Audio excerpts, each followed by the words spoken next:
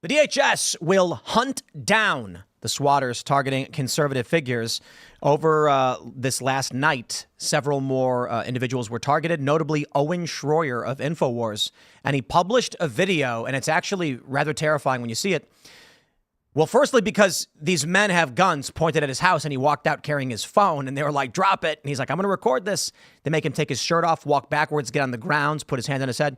And this is what the leftists are trying to do. Now, it's not just the swatting. It is also the attacks on Tesla, the domestic terror. Pam Bondi says this is domestic terror, issuing a statement from the DOJ. Hopefully, we get some accountability before things escalate too much. But we do have many more stories, not just of the swattings, but of people vandalizing Tesla vehicles. In one video, a guy swings a luggage bag at the vehicle, causing thousands of dollars worth of damage. And there's another video where a guy sticks his hands on the back of his pants, and yeah, you can figure out where that's going. Yikes. Now, Elon Musk is funding GOP politicians who may impeach these judges impeding Donald Trump, because it's not just right now, guys, please don't freak out, but it's not just the turning around the Tren de Aragua criminal aliens that Trump has the full authority to do. It's not just that. They tried to stop him. They sent him out anyway. It's not just that a judge ruled that there is no prohibition on any DSM-5 mental disorder in the military. I kid you not. In putting an injunction on Trump's banning of transgender military personnel from serving, the judge went so far as to say all means all, and anyone should be allowed to enlist. This means that if you are suffering from paranoid delusions and schizophrenia and you can't tell up from down, you must be affirmed in your belief and allowed to enlist in the military. This is the craziest thing I've heard. And then, as I said, don't freak out, a judge has ordered male inmates into a female prison. And I know that one's going to light people up quite a bit and get them pretty angry. So Elon Musk says, let's impeach these judges. But you're going to need 2/3 of the Senate. Not likely to happen. Some activists are saying just use a simple majority and defund their districts and take away any federal grants they got and see how quick this stops. There's a lot more to talk about, ladies and gentlemen. Steve Bannon says that Trump is going to run for a third term, which I think is just silly, but sure, we'll talk about it. And Greenpeace has been ordered to pay $660 million over the Dakota Access Pipeline protest. Crazy stuff. Before we get started, my friends, make sure you download the Rumble app if you haven't done that already. Guys, when you use the Rumble app, you actually get notified of the shows you want to watch. And I think outright, that's probably the best function of it. You go on the app, you watch our shows, you watch the morning lineup. Today, we had 77,000 people watching on the morning show for a total concurrent viewership of 104,000. The Rumble morning lineup has quickly become some of the, I believe, for the time slot, all the shows in the Rumble morning slot, #1 in the country, biggest live streams. So if you want to be a part of that movement, if you want to watch, if you want to comment and share these videos and check out the biggest shows in the country for morning news, you got to download the Rumble app and subscribe to Timcast IRL so you get those notifications. Don't forget, we also got Cast Brew Coffee. Unfortunately, Ian's Graphene Dream is still sold out because we're making it as fast as we can. What can we do? But we do have Appalachian Nights. Appalachian Nights still our top seller, though. Rise with Roberto Jr. and Stand Your Grounds are available. And also don't forget, join Rumble Premium. We had pretty fun. It was a really, really great conversation in the Green Room show today. I really do recommend it. These Green Room episodes range from us goofing off and kind of wasting time, but it's funny, to really serious conversations about the end of the world, the apocalypse, and serious social issues. The idea behind the Green Room was when the guests are coming in and relaxing before the show starts, everybody's talking. And at some point I said, guys, we should film that because that's a really great conversation. We go on the IRL. It's very news oriented, but this conversation you're having right now needs to be heard by many people. And so today's episode will be up in about an hour. But the Eleazar Perez episode was actually hilarious because I was just complaining about woke video games. So smash that like button, share the show with everyone you know. And the new thing we've been doing is every like that this video gets is 1 year in prison for Dr. Fauci. It's purely symbolic, but it seems to work. People really want to just mash the like button when I say that. I don't think anything will happen to that guy, but we hope for a swift accountability. But again, share the show. Joining us tonight to talk about this and so much more is Peter St. Onge. Thanks for having me on, Tim. Who are you? What do you do? So I'm a former professor. I was teaching at an MBA program out in Taiwan. Felt like I was kind of not really in the fight way over there. I wasn't manning the wall. Came back, worked at a think tank up in Montreal. COVID-19 hit. Everybody got wiped out. Came to the U.S., where I'm from. Joined the Heritage Foundation. And about 2 years ago, I started doing daily videos on freedom and economics. Those took off. I was kind of surprised. They're very short, 3.5 minutes, so not too painful. And that kind of blew up. So everybody shares your videos on X. A lot of people share them, and honestly, it was Elon. As soon as Elon bought Twitter, I immediately sat down. Like before then, I figured, okay, why start anything? It's just going to get censored. Why bother? You know, you spend whatever months and months building something up, and then it gets nuked.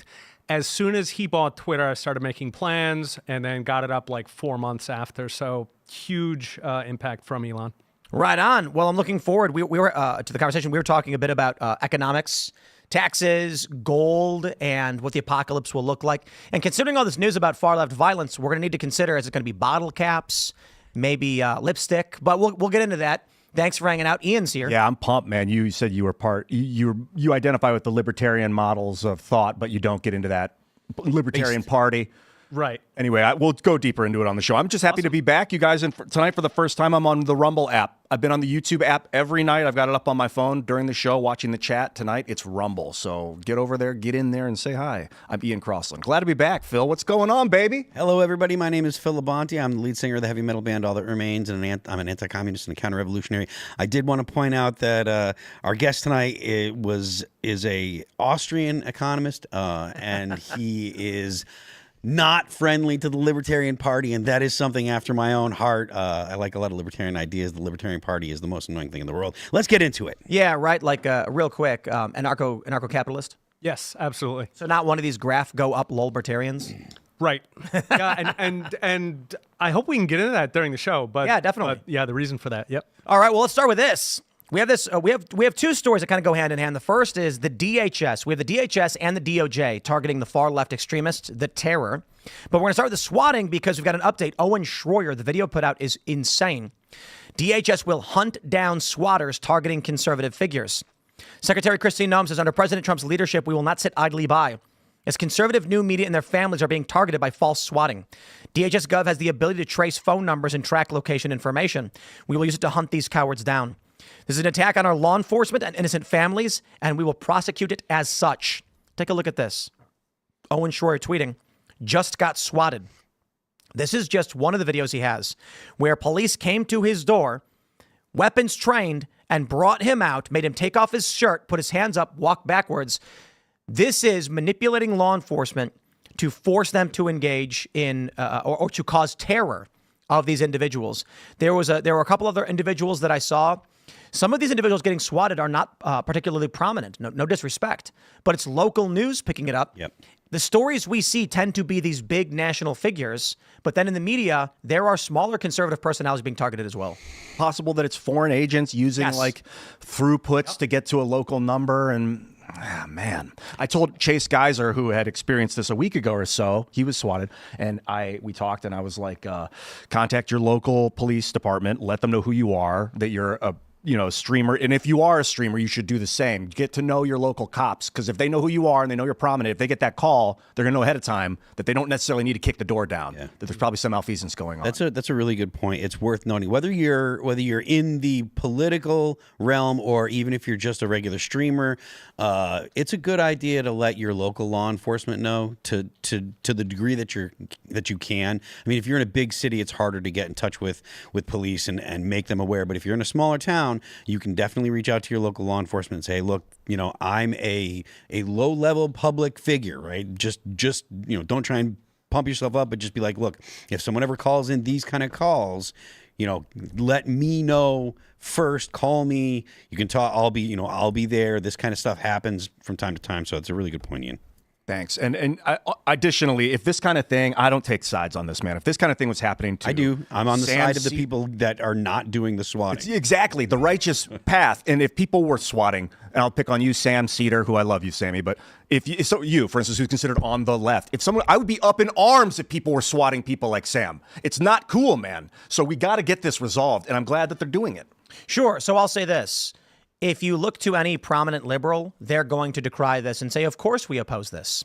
And then they're going to advocate for violence. Yep. They're going to celebrate Luigi Mangione. They're going to turn on Jimmy Kimmel and Stephen Colbert, who essentially encouraged people to commit acts of terrorism. And I'll clarify this with full context. Jimmy Kimmel made a joke where he goes, don't vandalize Tesla vehicles.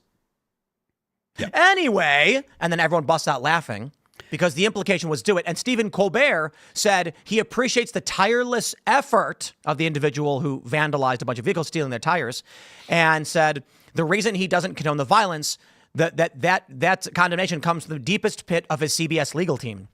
The insinuation, of course, everyone laughed over the acts of terror. I mean, they are shooting up buildings with guns. The insinuation is it's funny that people are doing it and they have no remorse. And so just real quick, for these prominent liberals who would dare come out and be like, we don't want any of this. Yeah, tell Bill Burr to shut up because because these prominent individuals on your side keep calling for more. Yeah. Yeah, the left. I've been in a bit of a back and forth with some people on X about this, whether or not this is terrorism. There are people that are saying this isn't terrorism. The intent is clearly to frighten people and to harm Tesla, harm people that would buy Teslas, scare people away from supporting Teslas or buying their stock or whatever. The intent is to use violence to frighten people for a political end. It is a purely political thing, and there's no question that is the textbook definition of terrorism. Yeah. So the definition of terrorism is violence or intimidation for political ends.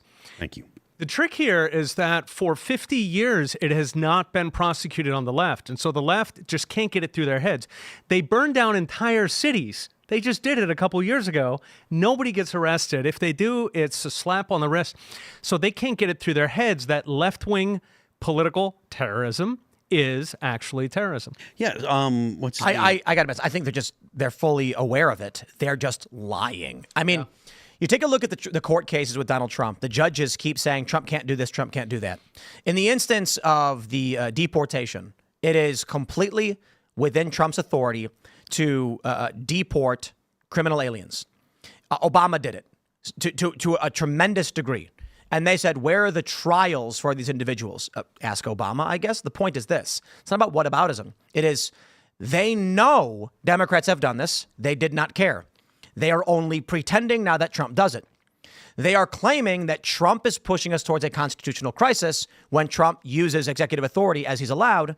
And then their judges that violate jurisdiction, that extend beyond their jurisdiction, make orders of Trump, which he can't abide by, and then say he's causing the crisis.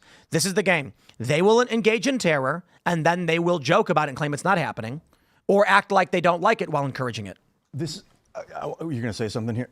Okay, about this Trump deportation, the judge trying to put a stay on it. This is a bit of a tangent from this story, but I want to flesh this out. So Trump said Tren de Aragua is a terrorist organization, and then he said, now, by my legal authority, because they're a terrorist organization that has been invading at the whim of a government, at the will of a government, because he has the paperwork apparently, I can just get them out of here with this 1789 act and the illegal whatever it was called. Why mention that? Because he was the one that said, so if he said this... No, why mention 1789? When the act was written. So he's taking an old law. What does that have to do with it? It doesn't matter. I'm just explaining this is the law he used. He used a law. Right. So don't bring up when it was codified. It's immaterial. Okay, it's a tried and true. It's been in our government for hundreds of years for a reason, because it's an important thing for the president to be able to do in a wartime situation, or if there's an invasion. So if Trump says the Proud Boys are a terrorist organization, I'm declaring it. Now I'm going to deport all of them. You can't. They're citizens. Hold on. Okay, but what if it was another foreign group that wasn't really terroristic and the president said they were, and then started deporting them? You'd think there'd be a lawsuit about the declaration of Tren de Aragua as a terrorist organization. Okay, so you'd have to take it back to the declaration itself. That makes sense? Right. I mean, if you the reason I bring up the year is that the corporate press has been using this 18th century law as a means of discrediting it. When the great point was made the other day by our super chats, actually this was yesterday morning on the morning show, murder is codified in law well before the existence of the United States. Are we going to go using a 13th century law or a 3rd century law? Trump thinks that he's going to be able to bar. So you have people who we know are not citizens, we know are criminals. The only concern I have is that Trump be transparent and the administration show a list of the individuals that are deported. That's the due process they deserve. Are you a citizen, yes or no? Here you go, everybody. Here's the bio of the individual, their name, where they come from. They are criminals. They're not citizens. We deport them. And we have a long history of going to war with organizations that are not governments, right? We just got off the global war of terror. That was going for 20 years. That was often, I don't know what the legal mechanism is, but we were effectively fighting organizations. The very first war in our nation's history was against pirates in the Middle East. So this is the shores of Tripoli. Yep. We had the song, right? Yeah, exactly. Marines. That was the origins of the Marines. We had an invasion by Pancho Villa around 1900, 1910. So that was an organization that Mexico could not control. He was allegedly not under the control of the Mexican government, but it was treated like a war. So we have a long precedent. This is not something new. Mm-hmm. You can go to war against organizations that are not formally governments, just like you can go to war against government. Now, Ian, we can have a conversation if Kristi Noem and Pam Bondi arrest a bunch of Antifa because they're domestic terrorists and Trump tries to deport them to El Salvador. Then we're going to have a conversation. Because they're citizens. Because they're citizens and they should be in an American prison with American due process, American citizens, and all the Constitution affords them, even if they're disgusting criminals who are committing acts of terror. I don't believe that is a reality. Like the idea that they're going to catch one of these morbidly obese guys, you know, in all black at a Tesla dealership and then be like, to El Salvador with ye, I really don't see happening. But I will absolutely call out the administration. Should they do that, you have my word. Yeah, or the next administration, if they're like, all right, because of the Patriot Act, the president has such authority now since the Patriot Act to be like, this group's bad. This group's a terrorist organization. I don't know who can challenge the president from declaring that. Is there someone? I don't know enough about that. I'm pretty sure literally anyone in the United States could file a lawsuit challenging that declaration. Presumably, if you're going to have standing, it's going to be some association with the group. So if Trump came out and said the Proud Boys are terrorists, they could file a suit and say it's an improper designation. In fact, I'm not actually sure there is an official domestic terror designation for any American groups because of the First Amendment. Labeling foreign groups terrorist organizations is because they're specifically not American. So they do not, as foreign entities, they are not subject to the rights of the Constitution. When they enter this country, they are now invaders and they are not subject to the rights in the same way. If you are an illegal immigrant who entered for, like, you came in for economic reasons, you're going to get granted a decent amount of constitutional rights. I know a lot of people on the right don't like that, but that's true. And the protection is for you, not the illegal immigrant. To prevent the government from arresting, searching, and seizing American citizens, it's going to apply to any human body. However, if you were a known Tren de Aragua member and they're investigating you, they're going to arrest you, put you on a plane, and send you out, and they're going to say, we did. And in fact, there's a ruling in 1948, this has gone viral, that already set the court precedent that deportations under the Alien Enemies Act do not require judicial review. Correct. Saying that judges have neither, what did it say? Neither the jurisdiction nor the competence or something like that effect. Yeah, that's exactly right. Could you imagine? I mean, I don't want to go too far into this because we are going to talk about it later. A scenario where with all these people, I said, imagine this. Donald Trump tells Israel, we are going to cut military funding and aid and pull our personnel unless you stop bombing Gaza. And Israel says, no, we're going to keep doing it. So Trump says, fine. I order all U.S. military assets onto planes to fly back to the United States. We are cutting Israel off. And then a single district court judge bangs the gavel and says, no, do not do that. Send all the military equipment and funding back to Israel. These people would be apoplectic. So these Israel critical individuals. It's like on the left. Times of war, times of invasion. And these words are like, obviously, we haven't been at war since World War II. We haven't officially been at war. So that's off the books. Invasion. And now, like, do you consider it an invasion? And some judges are like, no. And some are like, yes. That's always how it's been. The judiciary interprets. And so you get these judges that are like, it wasn't an invasion, therefore these people cannot be deported. And that's the point of the Supreme Court. So the issue is the president has the authority as it pertains to law enforcement, and the law says he can do this. It's insanity that anyone would be arguing that a single district court, a lower court, could order the president stop international negotiations. That's what happened. Trump negotiated with El Salvador to hold known criminals, and they agreed. A plane was transporting the criminals to El Salvador, and a judge said, turn it around. That's laughably psychotic. You cannot tell the president to cancel his negotiations with world leaders. Because again, I'll give you another scenario. Trump is talking to Putin and says, we want to end the war in Ukraine. And Putin says, I know you have special forces and weapons coming into Ukraine. And then Trump says, okay, we will pull our special forces, end the funding, and the war is over. And Putin shakes his hand and then pops up CBS News, and they say a lower court judge banged the gavel and said, no, we're going to keep funding the Ukrainians. Putin would be like, why am I wasting my time talking to a man who can't make a deal? Yeah. So it's insane to think that Trump can't set this policy. This does speak to the broader fact that there's, many judges that are, I don't know if there's actually a concerted effort or if it's just because of their ideological bent, but they're trying to stymie the elected president, trying to prevent him from doing things that he was elected to do.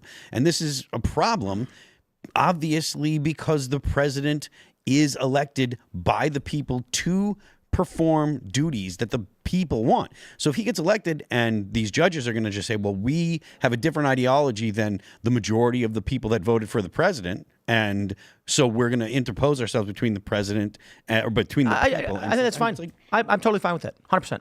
I'm not. 100% fine. Obama appoints a judge. Trump gets elected. The judge says, I don't like what you're doing, Trump. He says, okay, let's go to court over it. That's totally fine. The purpose of the judiciary is to extend beyond short terms. We have a president every 4 years. We have Congress every 2 years. We have senators every 6. And then we have judges, which have, I don't know the appointments for the lower courts and Supreme Court's lifetime. The goal there is Obama, there will be a difference in the branch's influence over a long period of time. The issue at hand is when a judge extends beyond his jurisdiction, that is, foreign affairs, international negotiations, and powers under the executive solely for foreign relations. If Donald Trump said, I'm going to transport this criminal from this federal prisoner from New York to California for the purpose of trial, and a lower court district judge in D.C. banged the gavel and said, stop, turn that car around, we have an injunction, I'd say it's totally fine. I know they're obstructing. I know they're doing it for obstructive reasons, but this is different. This is a president saying, as per the DOJ gets challenged by a judge. We have these checks for a reason. I'm fine with those limitations. If Donald Trump says we have captured the leader of a terrorist organization, he's being transported to one of our allies, and a judge says, no, it undermines the president's authorities as commander in chief, doesn't fly. But let's jump to this next story because we are going to get back into that again. This is from the New York Times. Pam Bondi calls Tesla vandalism domestic terrorism, promising steep consequences. The Attorney General echoed remarks by President Trump as protesters against Elon Musk and his efforts to shrink the government have defaced and destroyed Tesla vehicles. Yeah, it's terrorism. And now the Post-Millennial reports activist group Indivisible Tennessee to stage Tesla protests at Franklin, Memphis, Knoxville, and Chattanooga. Here's the challenge. We know they're engaged in acts of terror. In Vegas, they didn't just torch the Tesla dealership, they opened fire on it. Someone could be there and get killed when they're shooting bullets into these buildings. There's going to be employees. There's going to be custodians even, or customers. Insane. Now the challenge is this. We know that at the highest level, you've got Jimmy Kimmel and Colbert gloating and mocking the idea. Essentially, it's encouraging it. You've got people like Bill Burr cheering on the violence. You've got a spattering of various leftists attacking random vehicles across the country. How should the federal government handle this protest? Should they say it is but a peaceful protest, it's always allowed? Or should they say this is organized, this is targeting Tesla, Tesla are high priority targets of terror, and we will enforce the law to grave consequence? What they would have done 4 years ago is put a bunch of FBI agents in the protest pretending to be protesters and made it go violent on purpose so that they could arrest them all. Now, what they should do is probably keep an eye on the protest. If they get out of line, crack down. So this was an issue during the BLM riots, right? So historically, most of Fortune 500 CEOs have voted Republican, something like 70%. Not one Fortune 500 CEO had a negative opinion about BLM, right? This was a Marxist, violent organization. Not one of them spoke out. Why didn't they speak out? Because this would have happened. Their headquarters would have been firebombed. Their employees would have been beaten up. So this has been going on for a long time. I think this is a big reason why corporations bent the knee and turned into these woke beasts. It's absolutely, it's got to be treated the exact same way that they would treat right-wing political violence, which is absolute crackdown. So I think Bondi is absolutely on people base. during the riots in 2020. They were people putting like signs on their windows of like, please don't break my thing. I'm not part of this. I don't. Exactly. Not only that, the government was encouraging it. You had Democrat senators and representatives saying things like, these people should be upset. They should be out in the street. They should be, Maxine Waters was saying things like, oh, you don't give them a moment's rest. Get in their faces at bars, etc. The Vice President of the United States, Kamala Harris, former Vice President of the United States, Kamala Harris, she was telling people, look, this is who you call if you want to, or she was advertising a website that would help defend people that were arrested. So she was promoting the defense fund for people that were arrested for crimes, not arrested for protesting, arrested for crimes during the protests and the riots. So the idea that there is a equal playing field between the right and the left, that's just ridiculous. It's completely and totally not true. Yeah, and the left need because of the way that the DOJ and the FBI are structured now, they need to come down on the people that are committing these crimes extremely hard. There's a guy, they are committing crimes. His name was Daniel Clark Pounder, 24-year-old. He faces 20 years in federal prison after he allegedly firebombed the Tesla charging station, and that is from. So that's a 24-year-old just got 20 years in prison. Arguably He's facing it. He's facing 20 years, which is like, whoa. I get it. Maybe they're using terrorism charges. Don't get roped up in this. Don't think it's fun. They should punish them as a means to deter other people. Unfortunately, the people that have already done these things, they have decided to do these things. This is terrorism. It's not a question of whether or not it's terrorism. It clearly is. They're doing it in an effort to intimidate and frighten people. They're destroying property. They're committing violent acts. They need to be made an example of. I wouldn't consider it. Sorry, let me get to one point out. I wouldn't consider it terrorism if it was just random. A bunch of different cars all over the place were getting beat up. It's one company is getting targeted, which is why I consider it terrorism. One company and the private property of individual citizens of the United States. These cars are getting keyed. They're getting firebombs. They're the people that own. Actually, no. The Tesla ownerships are actually run by Tesla. So I'll go gloss over that. So go ahead. I'm sorry.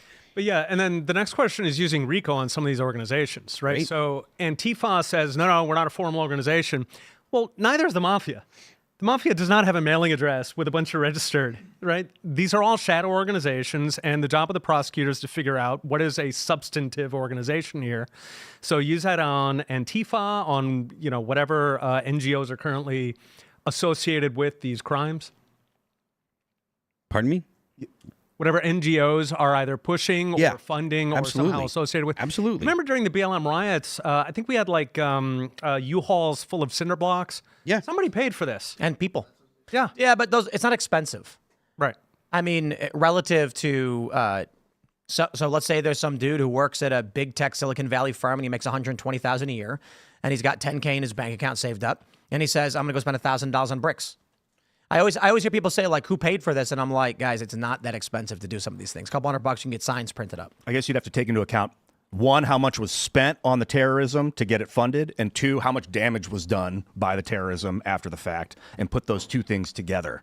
Or not necessarily additive, but it's both important. Because if someone spends $100 million to try and get some terrorist event done and the event fails and no damage is done, that's not so. I mean, it's still $100 million was spent on terrorism, but there's no damage. So, like, hard to prosecute. It's conspiracy then. Correct. Yeah, I mean, you can absolutely prosecute for a conspiracy to commit, a terrorist act. So the more money put into it, the more likely it would be considered a conspiracy by charge. Well, I mean, if there are people that are planning. Multiple people that are planning, because you mentioned RICO earlier. If there are multiple people planning on doing something, that in and of itself is a crime. So what takes to get to RICO charges? What do you need to get there? What would it, like a bunch of people on a Facebook group being like, hey, I'm not saying go out but like, is that RICO? Or like, well, what point would it become? I imagine there may be better legal scholars here, but if you get a bunch of mafia guys who are sort of joking, not joking, like, "Hey, take care of him," wink. The prosecutor will be very interested in all those kinds of statements, and whether or not it was sort of a wink statement is immaterial. Honestly, if it can be that loose, I'd round up people like Jimmy Kimmel too. Because if it's as loose as, "Hey, take care of him," wink wink. Anyone that said things about Free Luigi or whatever, or they're advocating they're supporting terrorists, they're aiding and abetting or whatever. I don't know that it is, but if it is that kind of loose association, round them up too. Well, money and I think like leadership structure are traditionally used to define like a RICO organization. Okay. So if person A is commanding person B to do something, and then they usually look at the money because generally money ties it all together. So, if you look at those for Antifa, I think that would be absolutely fascinating. Unfortunately, then it's probably the people that are on late night TV making jokes You probably don't want to go that far because at that point it is Second or First Amendment advocacy. Yeah. The challenge is that what we're seeing, we described it as the ice bucket challenge of terrorism. Yeah. It's a standalone complex. It is a cultural emergent phenomenon.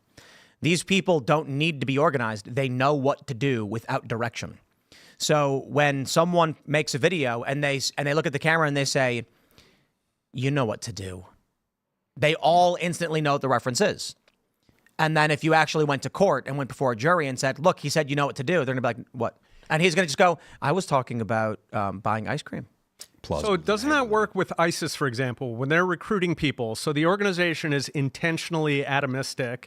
They don't have an hierarchical structure because they're trying to, sort of deny connections. So if you define Antifa, for example, if you designate that as a terrorist organization, then at that point, I guess you can trigger in everything you use against ISIS. And of course you can because they're international, which is a lot of people don't understand this. When there were discussions about labeling Antifa a terrorist organization, many on the right and the left, largely leftists, were like, "You can't. Domestic groups can't be declared terrorists because of the First Amendment." And then people pointed out Antifa is an international entity. Yeah. Yep. So if Americans pledged allegiance to Hamas or ISIS or whatever group, you're going to get charged. You can get charged with terror, providing material support or otherwise. Same is true for Antifa. So it can happen.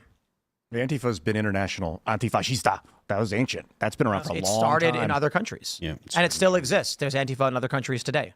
Mm-hmm. And so they're loosely knit. So, however, the challenge is for an American citizen who's not Antifa or anything like that. They've been making social media videos saying things like, "Why won't someone just do it?" And then people know what there's a reference to. Mm-hmm. But if you were to the video can't get banned. The feds can't do anything about it. What are they going to say? They're going to be like, "Oh, I was talking about someone needing to wash the car." Yep. Oh, geez. What do you mean? I didn't say anything. Yeah, they didn't. So how do you deal with it? I don't know. This is the complicated part of free speech. Is your system is vulnerable to insinuation and like mind control and manipulation through legal channels. Yeah, well, that's why earlier I was saying money and hierarchy. I think that you really can't get past that because otherwise you're impinging too much on First Amendment. And if there's no money, if it's just random comments through social, because now that we have social media, you don't necessarily need a hierarchy. There's just like algorithms. You do have longstanding laws about incitement, right? So you have incitement to riot.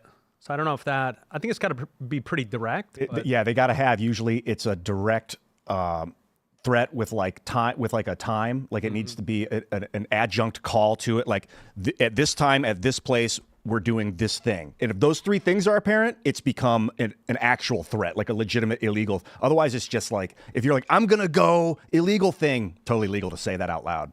I mean, there are some things I think might get you in trouble. Like if you're messing with like the command structure of the military and you're saying you're going to go do something, they might come in and try and check you out. But generally, you're allowed to make threats if they're not imminent threats. Uh-huh. So imminent threats. Yeah, good. You can't direct people to do things or declare you're about to do a thing. But when Bill Burr said that he thought people should commit heinous acts against billionaires, that's just a thought he's allowed to have. Right. We got this story here from Graby, and it's a clip from Colbert. Colbert on Tesla cars getting wheels stolen. I do not condone this, but I do appreciate your tireless efforts. So we've got Colbert and Jimmy Kimmel essentially advocating for the terrorism that we are seeing. I don't know where this clip starts, but let's roll it. Trump is not destroying everything we love all on his own. He's getting a big assist from Tesla CEO and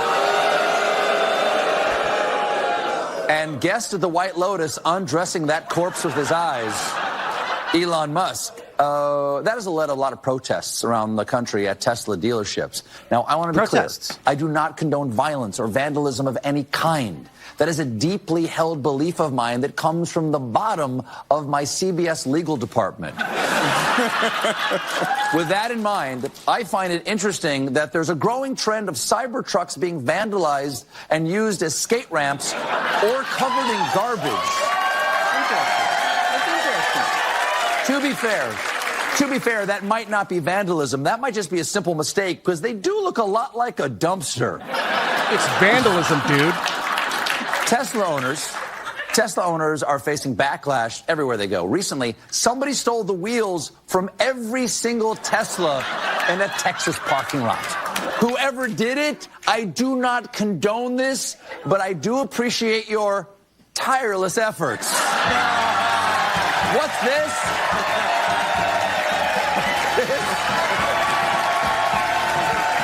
What happened when Jussie Smollett lied about getting attacked?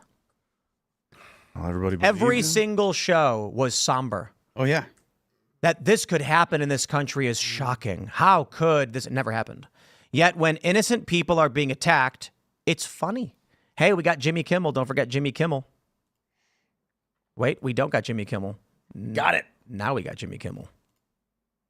Okay, apparently we... Oh.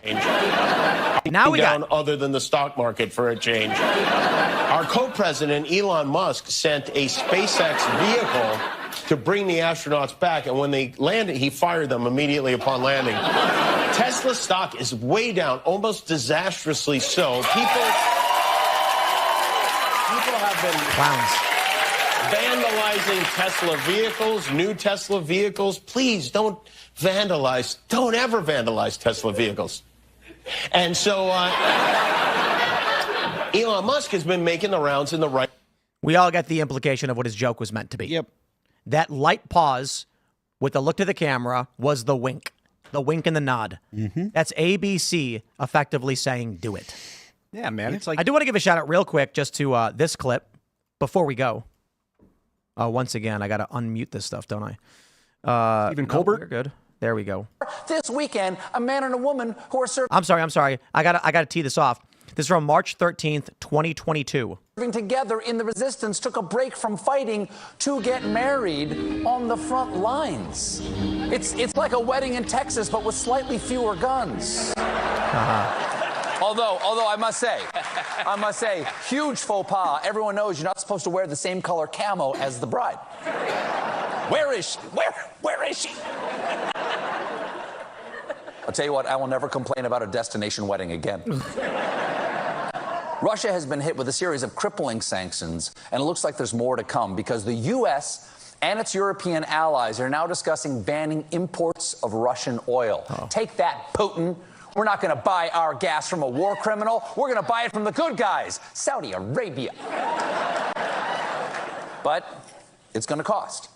Since the invasion, oil prices have skyrocketed. Today, the average gas price in America hit an all-time record high of over $4 per gallon. Okay, that stings, but a clean conscience is worth $1 or $2. I'm willing to pay. It's $1 or $2 per gallon. Wait for it. Right. It's important. I'm willing to pay $4 a gallon. Hell, I'll pay $15 a gallon because I drive a Tesla. You do? Steven, you drive a Tesla? Oh, no. But it was a clean conscience, you said, right? You have a clean conscience driving a Tesla? It's a cult. And I think that proves it to everybody. Do you think that Colbert sold his Tesla? I don't think so. I wonder. The mothership came up with new messaging, and boy, you have to move fast. You know, you saw what happened to J.K. Rowling, right? Lifetime member of the cult in good standing, every single opinion, check that box. One opinion off, you're done. One opinion off that is just as simple as Men are men and women are women. Yeah, but I think J.K. Rowling specifically was like, we shouldn't have men in female prisons. Yeah.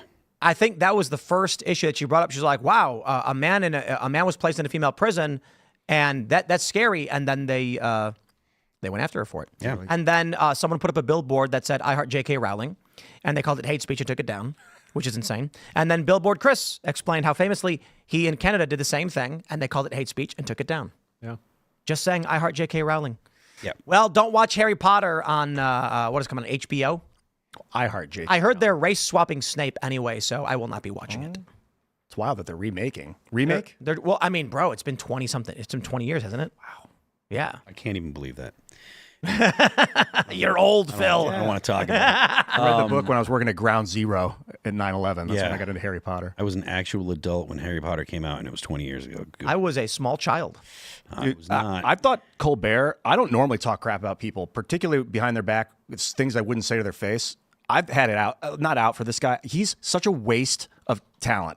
He is just garbage performance. Like, this guy, since his Colbert Report, would just say fake stuff. He would just lie to people, but it was in the guise of comedy. Like, they act like they're news agents, and then they, one sentence, they'll just lie, and it's supposed, but it's okay, because I'm a comedian, so I'm allowed to lie to you. The clarification is the setup to the joke is implied to be the truth, and the punchline is implied to be the lie.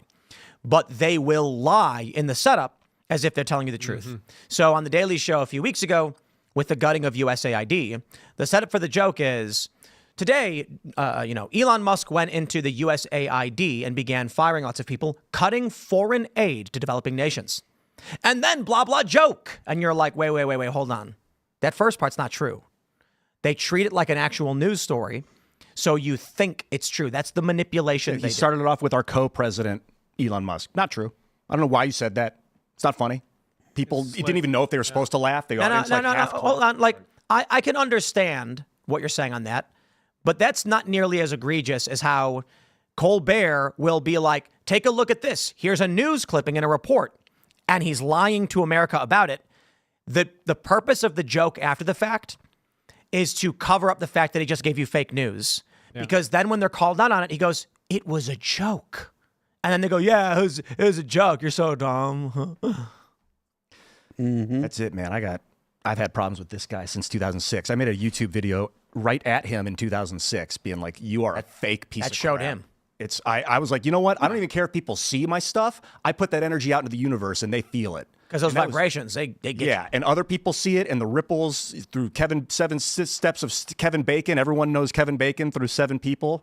Yeah, he felt that. 6. But I was tired of that Colbert crap. He's a junk artist, man. That guy is fake as fuck. I mean, he was he was always doing a shtick, right? He was an actual liberal or leftist, liberal playing a conservative. That was his shtick. Like, he was making like Stephen Colbert, when he had the Colbert Report, it was like, it was a joke. He wasn't actually a conservative. He was mocking, he was, lampooning conservatives. And so it was a character he was playing. Now it's less so, like, he's not really playing a character anymore. He's not really the same, doing the lampoon thing. He's just being more. He's just lying to people for real. Yeah, I mean, he's just a normal. He's a normal leftist. He's not much different than Jimmy Kimmel or. He's manipulative as hell. That's why they put him on the Tonight Show. He would lie on the Colbert Report. He'd come out and be like, he'd talk about how we have to be at war in 9/11. We gotta go. And you're like, dude, quit saying this stuff. I know it's all in just good fun, Stephen. But you know how many people are manipulated by that crap, dude? He was thinking. He doesn't realize it. Like, he was thinking, like, well, the point of what he was saying was, like, he was playing a character. He didn't believe the things that he was saying. Yeah, right. So it's same with the Tonight Show. I'm sure he'll be like, no, it was just a character when I lied to you. Okay, well, I'm not so sure. I can't speak for him. I don't know. Garbage. I don't like talking bad about people, man. Like, fix yourself. Fix myself. That's obviously the main purpose in life. But this is sickening. This guy is just high horse crap. Well, Jimmy Kimmel, talented, and it pisses me off. They're all of them. It is kind of crazy to see where we're going. When the cultural zeitgeist of the left is terrorism, this is the precursor to civil wars. Guys, I know, blah, blah, blah, cliche, but actually listen. In modern civil wars, not in our civil war, media played a huge role when there was, read about the Rwandan genocide. Prominent personalities who were part of one group. It was, what was the name of the group that, the Tutsi is the ones who got massacred, right? Hutu. Yeah. The Hutu would constantly make jokes about violence like this. They'd be like, I mean, like it was a component of the media that it was culturally prevalent and normal among the Hutu to say the Tutsi are bad and should be wiped out and all those things. When they start going on TV and gloating and laughing about violence and terror against regular people, that's the direction we're going. And I'm sorry, there's no off-ramp. Unless you go to Colbert and say, Stephen, I'd like to explain to you how this is going to lead to chaos. I mean, I told this to Jack Dorsey's face. And y'all laughed at me, but who's laughing now? Nobody, actually, because we're all terrified. But when I was on the Rogan podcast with Jack Dorsey and Vijay Gadde, one of the last things we talked about, I said, if you guys keep doing this, you are pushing this country to a civil war. And they were like, I don't know about that. A couple years later, I was like Mike Cernovich, and he was like, remember when Tim Pool warned them in 2019? It's been 2 years, and then all this stuff is happening. Yeah, now it's 2025, and it's worse than we've ever seen. The swattings and the terror attacks is the worst we've seen it. When you have the Summer of Love riots, it's bad, but it's indiscriminate. It was just leftists going crazy in their own cities. Today, there were 2 assassination attempts on Donald Trump, technically a third 4-in-1, but I mean 2 domestic ones. And now you have directed terrorism from the left targeting conservative personalities at their homes. I keep thinking, I was listening to the show last night too, and I'm like, civil war? No, that's the big ask. I can't do civil war, but I can give you revolution. No. We're in a revolution, baby. We were co-opted in 1913. You actually brought up the Pendleton Act, early 1871, that's when this coup started in the United States. And it's been 150 years that these bureaucracy has been in control of the United States government. It's a revolution to take the country back. That's what's happening behind the scenes right now. It is. It's a revolution when one side takes the country back. You can argue that the election of Donald Trump is a revolution. But the issue is, what do you call it when there are 2 factions fighting for control of one government? That's called a civil war. So I think they've had this kind of long march through the institutions, right? And they've been playing that year by year, generation by generation. I think a big part of that has been capturing the deep state. In other words, using tax revenue to sort of create this fake left. But another big part of it, I think, has been indoctrinating the kids, right? So every generation gets lefter and lefter because of how they've used the education system. Now, I think what happened is in COVID, they saw what they thought was the opportunity of the century, that they were going to move the ball like 30 yards. Right. Because, I mean, just like it was just handed to them by fate, and they launched too soon. They needed another generation or 2 to really completely seal the deal, to, indoctrinate enough Americans so that we could never, ever get back. I think they launched too soon. And so what did that do? It got their hopes up, got them really excited. It was crazy in 2020. Like everybody was against us, right? Like the American Association of Actuaries, was going on about, how systemic racism is applied on you're just like, why do you have opinions on these things? They were like just dancing that they had complete victory, and then it just vanished, right? It just evaporated. So they are frustrated. At this point, they feel like they're out of ammo. They're throwing the guns at us now. So they're desperate. So on the one hand, yes, I think they've escalated into more violence than ever. On the other hand, I think that's what's happening. Their hopes got so high and they were so horribly disappointed now that they are desperate. It's good because they're no longer in control. They're no longer strategic, right? They're making mistakes, just like they made mistakes in 2020. Yes, and it's like an immune response. Like the body has developed immunity. You don't need 100% protection to have immunity, and there's still viruses attacking organs and things, but the body's immunity has overtaken the problem, so the viruses aren't in control of the system anymore. That is what it feels like, and these acute little bouts of inflammation are like. And my hope it's that it is just part of the healing process. The future's unwritten. Obviously, we're influencing it right now.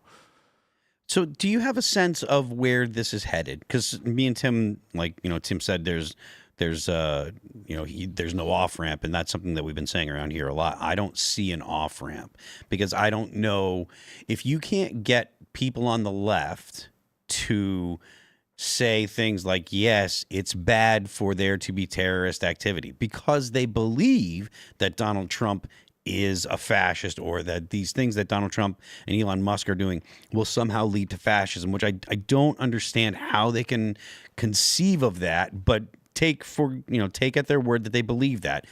If they believe that, then there isn't anything that's beyond the pale to do to prevent a fascist takeover. So that's part of why I don't see an offering. What's your sense of what the next year is going to bring, or 2 years?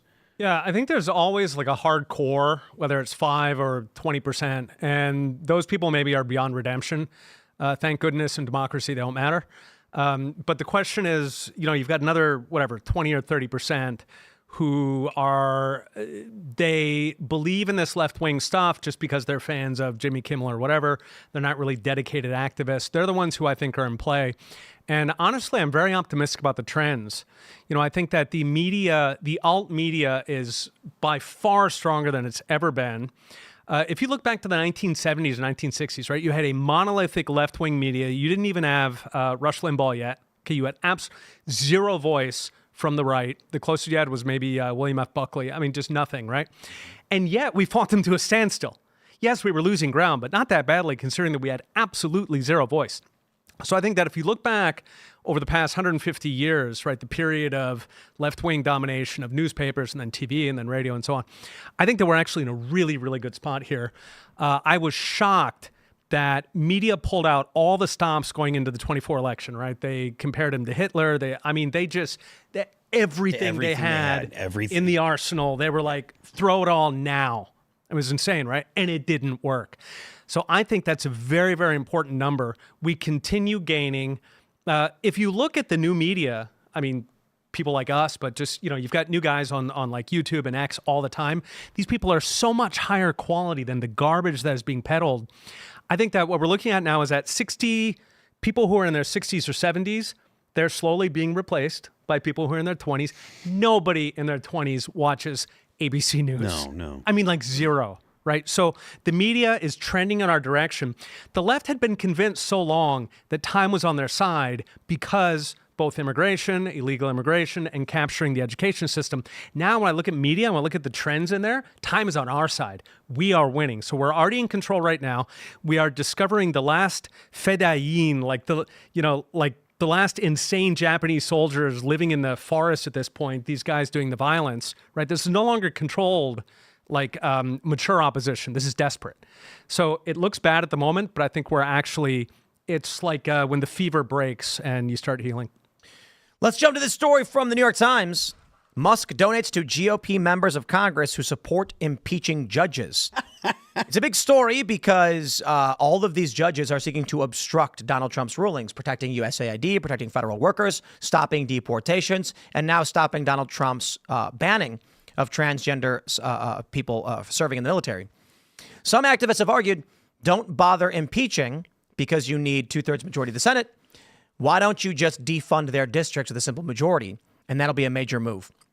But as much as I can appreciate this, Musk doing this is intending to drive that story, which will hopefully empower the senators who are doing well.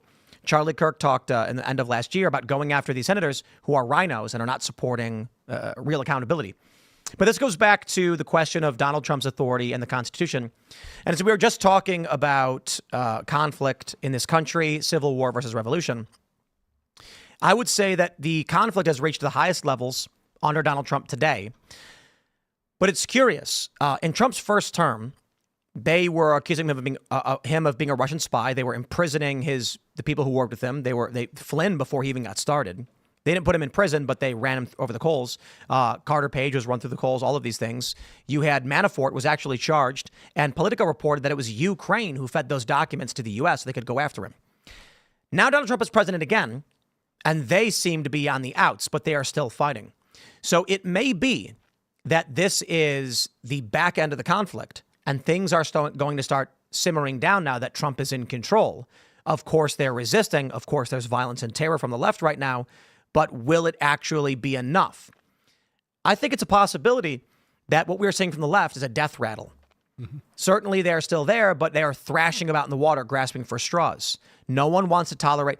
You know, it's funny when we played that clip earlier in the show of Colbert saying he drives a Tesla. Many Americans drive Teslas. They have no idea what's going on with politics. Yeah.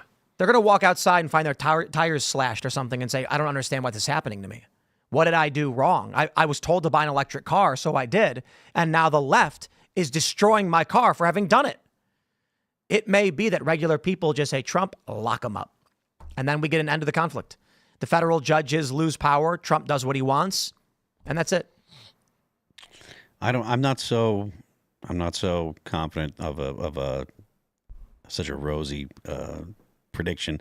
I think that, not that I don't think that Tim's got points. I just think that the left isn't going to go away that easy. And I think that the left in the U.S. and generally these philosophies that people have, whether they're fully thought out or if they're just emotional inclination, I think they're significantly part of us. Like if you're a right-leaning person, I think that's a strong portion of it is because of your personality. If you're a left-leaning person, I think a strong portion of it is because of your personality. Like, you know, Jordan Peterson and John Haidt both talk about those kind of things. Peterson talks about the you know, your psychology, and Haidt talks about the things that kind of lead you to have your political opinions in the righteous mind. I think it's a great book. And I think that you don't just get away from leftists.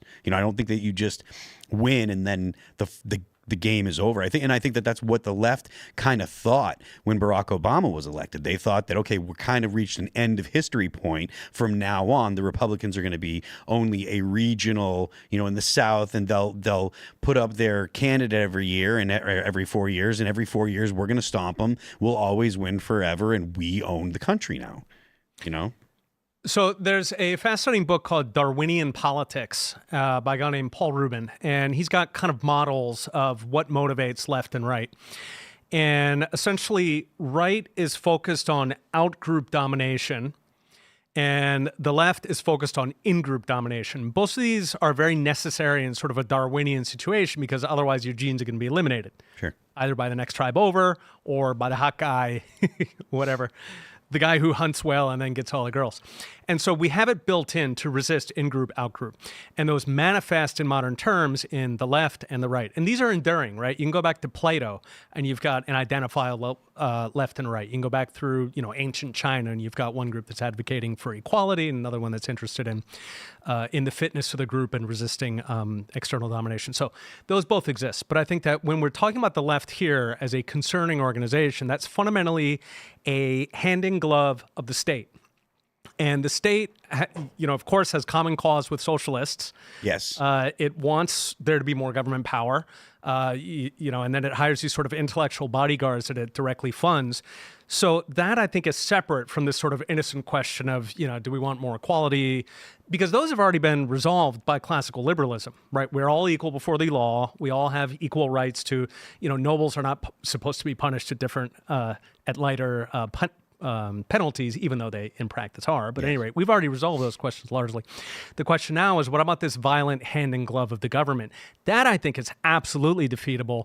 I didn't expect DOGE to uncover what it did, right? I was thinking it would be exciting because it would lower government spending, that would bend the curve on inflation. Maybe we could get rid of some regulations, we could grow the economy. So I was excited on those grounds. And once I started seeing that, just the rat's nest in there, but moreover, the realization that the entire violent radical left is tax funded, meaning disgusting. that you can cut it off. Now, the judges are doing, you know, of course they're going to fight that, you know, because they understand that that's like their jugular, right? That is their mother's milk. That's what sustains the whole thing. But I'm much more excited now that we can crush this thing once and for all. Sure, people will be left and right, but it won't be this dangerous form. Well, if you go back to the 90s, left and right largely agreed on everything. Yeah. And there were a couple wedge issues. Yeah. And then there were anti-war people who were like, the Democrats and Republicans completely agree. And even into the 2000s, it was still very similar. Today, it is hyper-polarized. Yeah. 9/11. We'll go forward. To your point, like there was this hardcore band that I listened to in the 90s called Earth Crisis. and they were a straight edge hardcore band, you would think that because they were straight edge, no drugs, no, you would think that they would be leftists, and they might have considered themselves leftists, but they were absolutely and totally against abortion because it's killing it to them. They were like, this is killing an innocent life, and there's this one song it's called Firestorm, and it's one of the best hardcore songs ever written, but it's like the whole point of it is going through town and cleaning up the drug addicts and the dealers and the people that are, basically destroying society, which is it sounds very right leaning, but they were vegans. They were straight edge. They were all about animal liberation, which you're strongly associated with the left today. And so to Tim's point, there was a time where it wasn't so clearly left and right were so polarized. There were actually issues that someone on the right and someone on the left could agree on. Nowadays, it's almost as if they're people take their positions based on what the other party decides. Well, right now there is America, which is post-liberals, disaffected liberals, libertarians, conservatives, MAGA, even some neocons, and then there is I guess you'd call it the anti-party. The liberals of this country are literally, we have no plans, we are just your opposition. Yep. So you have forces of light, creation, protection, expansion, discussion, enlightenment, and then you have forces of darkness. They literally only seek to destroy, and there is no ideology backing anything they do. This is... I think you're absolutely right. And, if you look at that sort of 1990s when we did have overlap, so let's call that Bill Clinton, right? He had a bunch of policies where relative to traditional Democrats, he was trying to swing to the center. Border security was a big issue. He wanted the culture to be more uplifting, not as crass and so on. But the thing is that Donald Trump is essentially Bill Clinton, right? In other words, he is occupying that centrist space, but just like you said, so you have this massive coalition that in terms of what they've always believed in their lives, voter preferences, they're on board with Trump. That was a running joke after the election, right? Was that the Democrats won, right? We had Tulsi and RFK. We had all these Democrats, including Donald Trump, Elon Musk, Joe Rogan. So I think that's absolutely true. And the left is contracting now to where it's not sort of that natural 50-yard line of the population. It's like 7 or 5 or 3%, sustained at this point only by corporate media and government money. Yeah, I've ceded away from using left and right terms as much because since the internet, since 9/11 and the internet and movies like Zeitgeist, where people learned about fractional reserve currency for the first time in their lives, they learned about what's called the military industrial complex. That wasn't like talking on CBS never mentioned that in the 90s. No one knew that there was fiat currency. Was never taught that in school. It was under the radar. So we had like political differences, but we still got along. Then you still have like your anti-war people, but it's just what you said. The media came in and kept brainwashing, and the people that were like resistant to it were able to start thinking for themselves, and they broke away. And that was a great majority of the population. Mm-hmm. But there's a segment that would just kept watching CBS, and they're stuck in this like imperial propagandist loop of like, let's fascistly control your country through banking. But they're told like they're doing the fascist thing. Look over there, and you're like, I like when I hear people talk about like controlling a country through fascist banking, I don't think that, or at least I don't find that compelling. Like, I think that like, equity markets and markets are good. Money has a value, and also there's a price to borrow money. I think interest rates shouldn't be set by the Federal Reserve, but the idea of lending money at interest, that to me, I don't have a problem with that. And I mean, and it allows for a lot of production in the economy. And I think that you would probably agree with me there, No, for sure. I mean, I think the objectionable part of it is the fascist or corporate sense where, companies are calling the shots on this. We also fundamentally, we have a dangerous architecture in how the banks are set up, which is fractional reserve banking. Sure, yeah. So fractional reserve banking means that the entire banking system is permanently bankrupt by design. The only thing keeping us afloat is the guarantee of bailouts by the Fed or by Treasury. If those are ever in danger, which is what happened in 2008, right? The 2008 crisis, everybody was coasting along doing great, right? They were massively over leveraged. They were printing money on Wall Street. They had the hookers, the blow, the whole 9 yards. Everything was good. And then W signaled that Lehman might not get bailed out. And holy crap, that's what set it off, right? So we have a very dangerous system. I can see people opposing it. There was a study that 93% Americans say that they don't know anything about the Federal Reserve, which is how they like it, right? For all we talk about it, right? For all in our circles, it's almost like a broken record. The vast majority of people, they don't understand it. And partly they don't understand it because it's intentionally difficult to understand. It's designed that way. They like it just fine. So yeah, I would agree the banking system is a huge problem, but there's a gulf there of explaining to people exactly why. I think that, for me anyway, like the biggest entry there to explain to people why the banking system is so bad the way it is that the Fed is effectively the venture capitalist of every new crisis, every new war, right? If you had to go to the American people and you say, hey, listen, you want to screw around in Afghanistan, $3.5 trillion it's going to cost us, but that's okay because we're just going to raise your taxes, so it'll be cool, $100,000 per household. No way, right? Instead, you get the Fed to float it all, right? So the Fed steps in there, it effectively finances, it buys up enough government debt that it's not going to hit the markets. You can get this through. Imagine COVID, right? So early in COVID, right, when they did the lockdowns, there was an estimate up in Canada. I was in Quebec at the time. They estimated that GDP would drop in half, which means tax revenue would drop in half, which means government spending drops in half, which means bureaucrats drop in half. Now, can you imagine an early meeting during COVID where you're the junior bureaucrat and you show up, you say, hey, I got an idea. Let's shut down everything. We'll just lay off half the government workers, right? You're done. You're done in government. You're out in Guam cleaning bathrooms. No, instead, they had the Fed. So the Fed could print $6 trillion, effectively finance the crisis. So the problem now is whether it's global warming, whether it's a respiratory infection, okay, whatever the crisis is, the Fed can pump this up. And people need to understand that is the dangerous part of fiat. Would you consider it a monopoly? Yeah. Well, it's a counterfeiter, and they have legal tender laws that mandate that you have to use it if you're in the United States. So absolutely, yeah. You know, it's when a society is small, what is the story? Basically, people had gold. Gold is heavy. It's precious metals. And I believe gold got its value largely because it's relatively scarce but malleable, so the kings could easily press them, and then put the government seal on it that this is what we accept as a currency, as legal tender. So gold was valuable. Then people started saying gold's too heavy. I'm going to store it with a bank. The bank then issues you a bank note saying we got gold. Eventually, people are like, I'll just give you my note. You bring it to them. You get the gold. I don't want to deal with it. Then the banks realized, hey, wait a minute. They're not even trading the gold anymore. We can trade the gold behind their backs so long as we can pay. How much on average do people pull out every month? And they're like, I don't know, what, 9%, some small number? So you mean we can trade about 90% of this gold and make loans because no one's ever going to put a run on the banks? Well, then people ran on the banks.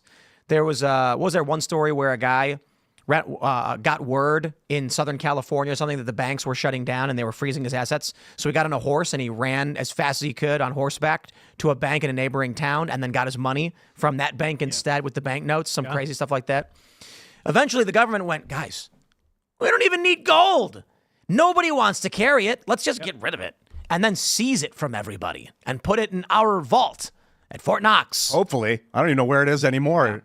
We need on. So what ends up happening is now with this massive system, nobody is actually tracking the hard value behind what currency is, what it's supposed to represent, the labor, the scarcity, et cetera. And the bank, or I should say the government then realized, you guys, we can just print as much money as we want forever. Mm-hmm. And sure, inflation happens, but who cares? We get to live for free. And so we see that manifest in two ways.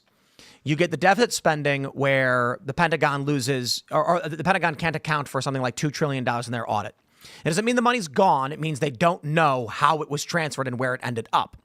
So a lot of people thought that meant $2 trillion was taken from the bank, put in someone's account. No. It means that they were like, someone spent $50 here and we don't know what it was for because the credit card transaction just says Amazon. That's when you can't account for something. The next thing that happens is the government starts issuing grant money to NGOs who then hire lawyers who live in McLean, Texas and buy $5 million mansions and don't actually do work. Now you live in the Hunger Games. People like AOC then come out and say, guys, we can literally just deficit spend. We don't need to ever balance the budget. We just need to balance the expansion of deficit. The argument from these Democrats is if the rate of debt growth, the size of the deficit, maintains a certain percentage to interest, then we are able to print money indefinitely, devalue the currency, but it's stable in its devaluation.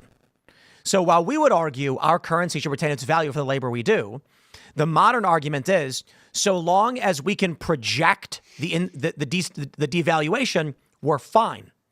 We just don't want to devalue too quickly. That's where we're too much inflation too quickly would be bad for the scheme. Well, they built in. Now we are in a system of intentional inflation. Well, there's one more piece to the intentional inflation. They say that it spurs people to spend money and go out and as opposed to sitting on the money. So I don't know how much you might have. The argument is if there's a certain low amount of inflation, people will not sit on money because things that they want to buy will be more expensive in a year. So and what actually is happening is the guy who lives in McLean, did I say Texas? McLean, yes. Virginia. Sorry, I meant Virginia. He's going to get a $5 million grant. The government's going to grant his NGO $5 million, and he's going to buy groceries. At the end of the year, he's going to say, what was the inflation? And they're going to say it was 17%. He goes, okay, give me $5.5 million next year. You got it, boss. Inflation doesn't affect the people who are skimming from the deficit spend. Yep. Yeah, so the point that you're talking about with the people need to spend it, so we need inflation. So that goes to something, so the way that government calculates the size of the economy is with GDP. And it generally presents that as if that is telling us how wealthy we are, right? GDP goes up, it means we're getting rich. GDP goes down, it means we're getting poor. GDP is not wealth. GDP is activity. It's like looking busy. Mm-hmm. Some things are, useful when you're looking busy, like building a Tesla. Some things are not, like digging up holes and filling them, or say building ammunition to go launch at countries that we have no fight with. All right, and so you want to separate those two things, right? So if you are forcing people to go spend by, essentially eroding their dollar by using inflation, then yes, they will be more busy. The GDP will go up. They will be desperate to go buy crap so that they don't lose their purchasing power. But that's actually impoverishing them. So what you'd rather do is look at the wealth. Now, this matters because right now when we talk about what's happening with the economy, most of what Trump is doing is very, very good for the economy. It makes us rich. Cutting taxes, getting rid of red tape, regulations, drill, baby, drill. But two of the things that he's doing will reduce GDP even as they make us rich. Those are mass deportations and DOGE. So government spending shows up as GDP because they're grading themselves and government statisticians are making the numbers, right? So they say every dollar we spend in the government, even if it's blowing up a bridge in Ukraine and then building it again the next year. In Iraq, we literally would do that, right? We'd blow something up, build it. Each time, GDP, bam, right? And then the other one is mass deportation. So if you bring in a bunch of aliens here who say can't read and you give them a bunch of welfare and you put them up in expensive hotels in Roosevelt, boom, all shows up as GDP. If they steal a job from an American, again, shows up as GDP because the American is getting welfare. The illegal is now earning a wage, right? And so you put that together and all of it is we're all very, very busy. Okay, but we're bankrupting. And so that will be a distinction where we may well see a recession this year if DOGE actually cuts spending and if we, deport 2 million people. Would it be smart to grade our GDP? Like, this is a green GDP, this is orange, this is yellow, this is red, depending on how valuable it actually is to the sustainability of the system. Yeah, I mean, it's tricky, because you'd have to dig in and be like, how much are church services worth? Or, the simple way to do it, which both Milton Friedman and Murray Rothbard liked, is just take out government from GDP. Doesn't count. Chicago public schools have something like a 20% literacy rate on the kids they graduate. They spend $28,000 a year. I would argue that's not GDP, that's destruction. You took perfectly good kids and perfectly good buildings and you, right? The Soviet Union did that, by the way. They would make furniture. They would take timber that had actual value. They could have exported it to Germany. It had value, and they turned it into furniture that was so garbage that they actually removed value. So the simple answer is just take government out, subtract it from GDP, and just look at private sector GDP. At that point, you're relying on people's willingness to buy the product to tell you whether it was valuable or not. You're not making any more judgment on that. And the reason you don't want to make judgments is because fundamentally, Trump will not be in power forever. Deep state bureaucrats will control how all these statistics are calculated, so you want to keep it as clean as possible. What about NGOs? Would that be considered GDP? Not if they're funded by the government. Yeah, it's tricky. It's debatable. I mean, they're not producing final goods and services, but it depends how you define it. So, yeah, that would be a gray area. You classified the Federal Reserve as a counterfeiting system? Absolutely, 100%. Why is that? That's always been the deal with central banking, is that some hustler shows up and tells the government, hey, listen, I'm going to finance your debt, and in exchange, I want a license to counterfeit money. That is the fundamental deal ever since the Bank of Amsterdam, which predated the Bank of England, Bank of Sweden, those were the early ones, and the Fed was actually late to the game. That is the fundamental deal. We finance you in exchange for a license to print money. Now, about a quarter of the money that's printed in the U.S., in other words, a quarter of the inflation comes from that. The Fed essentially, they sit in a basement, they type ones and zeros in an Excel sheet. They say, this is money, and then they go and buy stuff. That is how the money gets born. That's about a quarter of inflation. The other 3/4 of inflation is the fractional reserve banking we were talking about, which is where banks literally, like when you go for a bank loan, if you go to get a mortgage, the bank will tell you have to open an account in this bank. You say, why is that? Right? Why can't you just send me the money in my other bank? Well, the reason is because they are creating the money from thin air. So they create the money, and then traditionally they have to put a certain amount in reserve. Tim was talking about 9%. It was something like that. But they actually got rid of that during COVID. And so at this point, a bank can, in principle, they did bring it back. I'm pretty sure they brought it back because we've covered it quite a bit. Okay. When COVID started, they removed the fractional reserve limit. It used to be that a bank can only lend out up to 90%, I think it was 90% of their holdings, which meant that money was created upon the issuance of debt. A bank has $1 million, they can issue $900,000 in loans. They're not giving $900,000 in cash, they're creating a debt. So they have 1.9 million. They go from 1 million, they can loan out 900,000, but they have to print that 900,000 first. It's created digitally. And then once they have 1.9 million, they can take 90% of that number too. Right. So and what boy, happens does that is inflate. A bank has $1 million. They give you a loan for $900,000, which creates the currency for the purchase of a building. That person sells the building. The guy who gets the cash goes, whoopee, goes to that bank and gives the $900,000 to them. They now have 1.9. Now they have 1.9. They can issue another loan for 90% of that. And so it goes on. Yep. So it's 1 over the number, and so it can get 10, 50, 100 times. During COVID, they removed the limit and said you can loan as much as you want whenever you want. Do you think I'm kind of all about the repeal the Federal Reserve Act of 1913, investigate the Fed, audit the Fed? Ron Paul is big on it. I think Trump loves the idea, but it's like, okay, there are many hornet's nests. That one's pretty big. What would that look like? Well, look at what's going on with USAID. Trump kicked a small source of, actually, I'd say a large source of funding. We found that we had that $375 billion EPA slush fund that Zeldin found, and there was $20 billion going to climate change NGOs, one of which was formed like the month prior and then received a multi-billion-dollar award. Yet nobody believes that's real. Now go take a look at the Fed, and good luck. Yeah, I think there's a very good chance they're going to audit it. And if they do, what we've seen with DOGE so far is just the ammunition is amazing. Like the kinds of fines you find. Yeah, let me simplify it for everybody. It's hard to understand the Fed. How can the average person grasp this? Here you go. Imagine there was a group of individuals who did not do any work, and they were wealthier than you to like the tune of 10,000, 1,000,000% plus. You work every day. You break your back, you struggle to buy groceries for your kids, and there's a guy who lives in McLean, Virginia, sitting around who makes $13 million a year and literally does not work because he's part of the machine that was built to steal from you. Literally the Hunger Games. They live in the Capitol. They don't have to work. They get to be millionaires. They get to be billionaires, and they don't do anything. The Fed is basically a way to control that money for nobility, and the peasants and the peons have to work for the rest. I thought the creation of the Federal Reserve in 1913 was the beginning of the coup. You said, no, it's the Pendleton Act, potentially, 1871. What was that? What happened?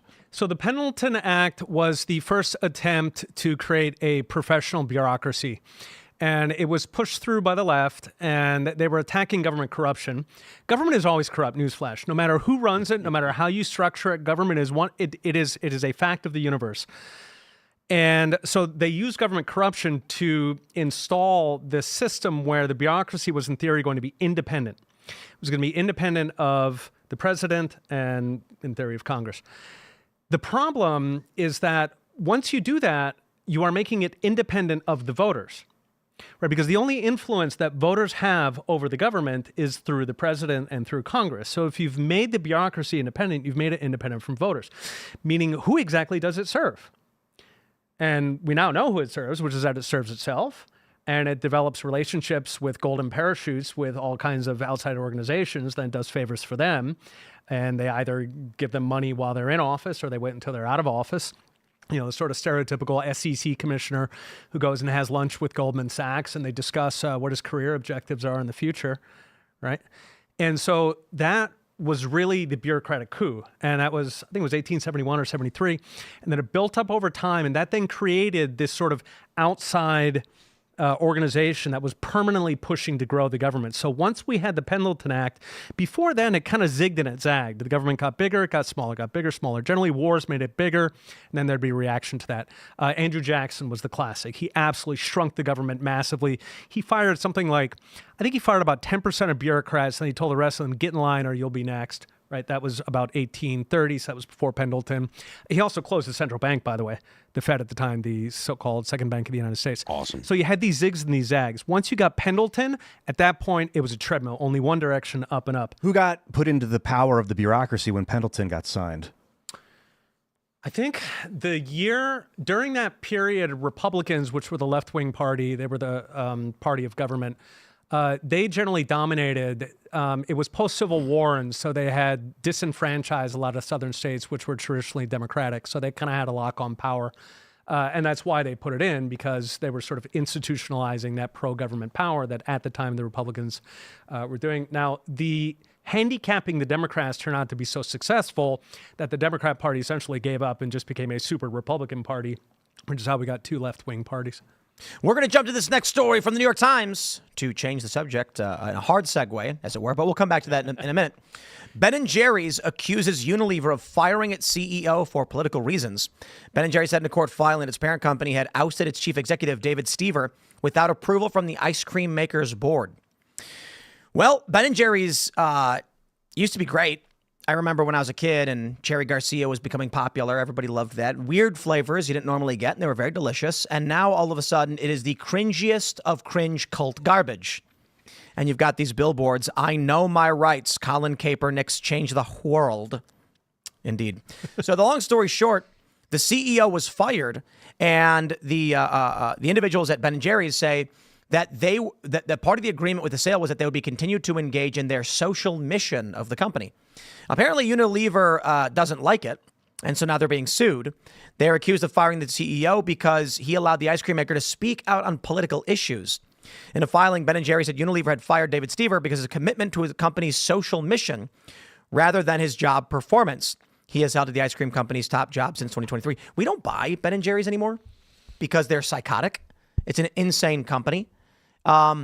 But I do find this to be absolutely hilarious in that it epitomizes meritocracy versus ideology. Ben & Jerry's, I can only assume, is hurting if Unilever would violate their contract and fire the guy knowing they were going to get into a lawsuit. I have to imagine if your company prioritizes social issues over a product, i.e. you're an activist nonprofit and not a for-profit ice cream maker, you are going to lose money. And here we are. So I guess what I can say is woke is broke, another victory. And this is the other side of the Bud Light coin, or the other side of the Bud Light hill. Bud Light got woke. They felt that burn really bad. Now, on the corporate side of things, they're saying purge the woke and get it out. I mean, you do have a product that you have to sell, and the way that Ben & Jerry's behaves makes it clear that to at least a third of the country, they don't want you to buy their product. And I mean, look, ice cream is an everybody thing. I love ice cream, right? Like, I don't think there are a lot of people that don't love ice cream. And to just be like, oh, well, we don't want you, selling, buying our product, or to be so inundated with the social issues, it's got to hurt business. So this goes back to, at the top, we were talking about the terrorism against Tesla and in BLM as well. And I think that this is going to be a trend now where companies are going to get back to basics. Traditionally in this country, companies did not get involved in politics because why piss off pretty much because any Republicans opinion. buy shoes too, right? Yeah, exactly, right. Like on like Israel-Palestine, you are going to offend half your audience, so just stay out of it.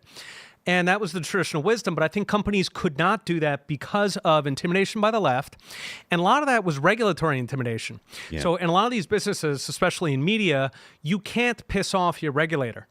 And once the left locked hands with regulators, a lot of these companies had to do what they did. So now that you've got the government pressure coming off, the activist pressure coming off, now they can actually look again at the bottom line. And, you look at a company like Disney, and that is just suicidal what they've done. Yeah. They know who their audience is. They're not that dumb. I mean, any of us know who their audience is.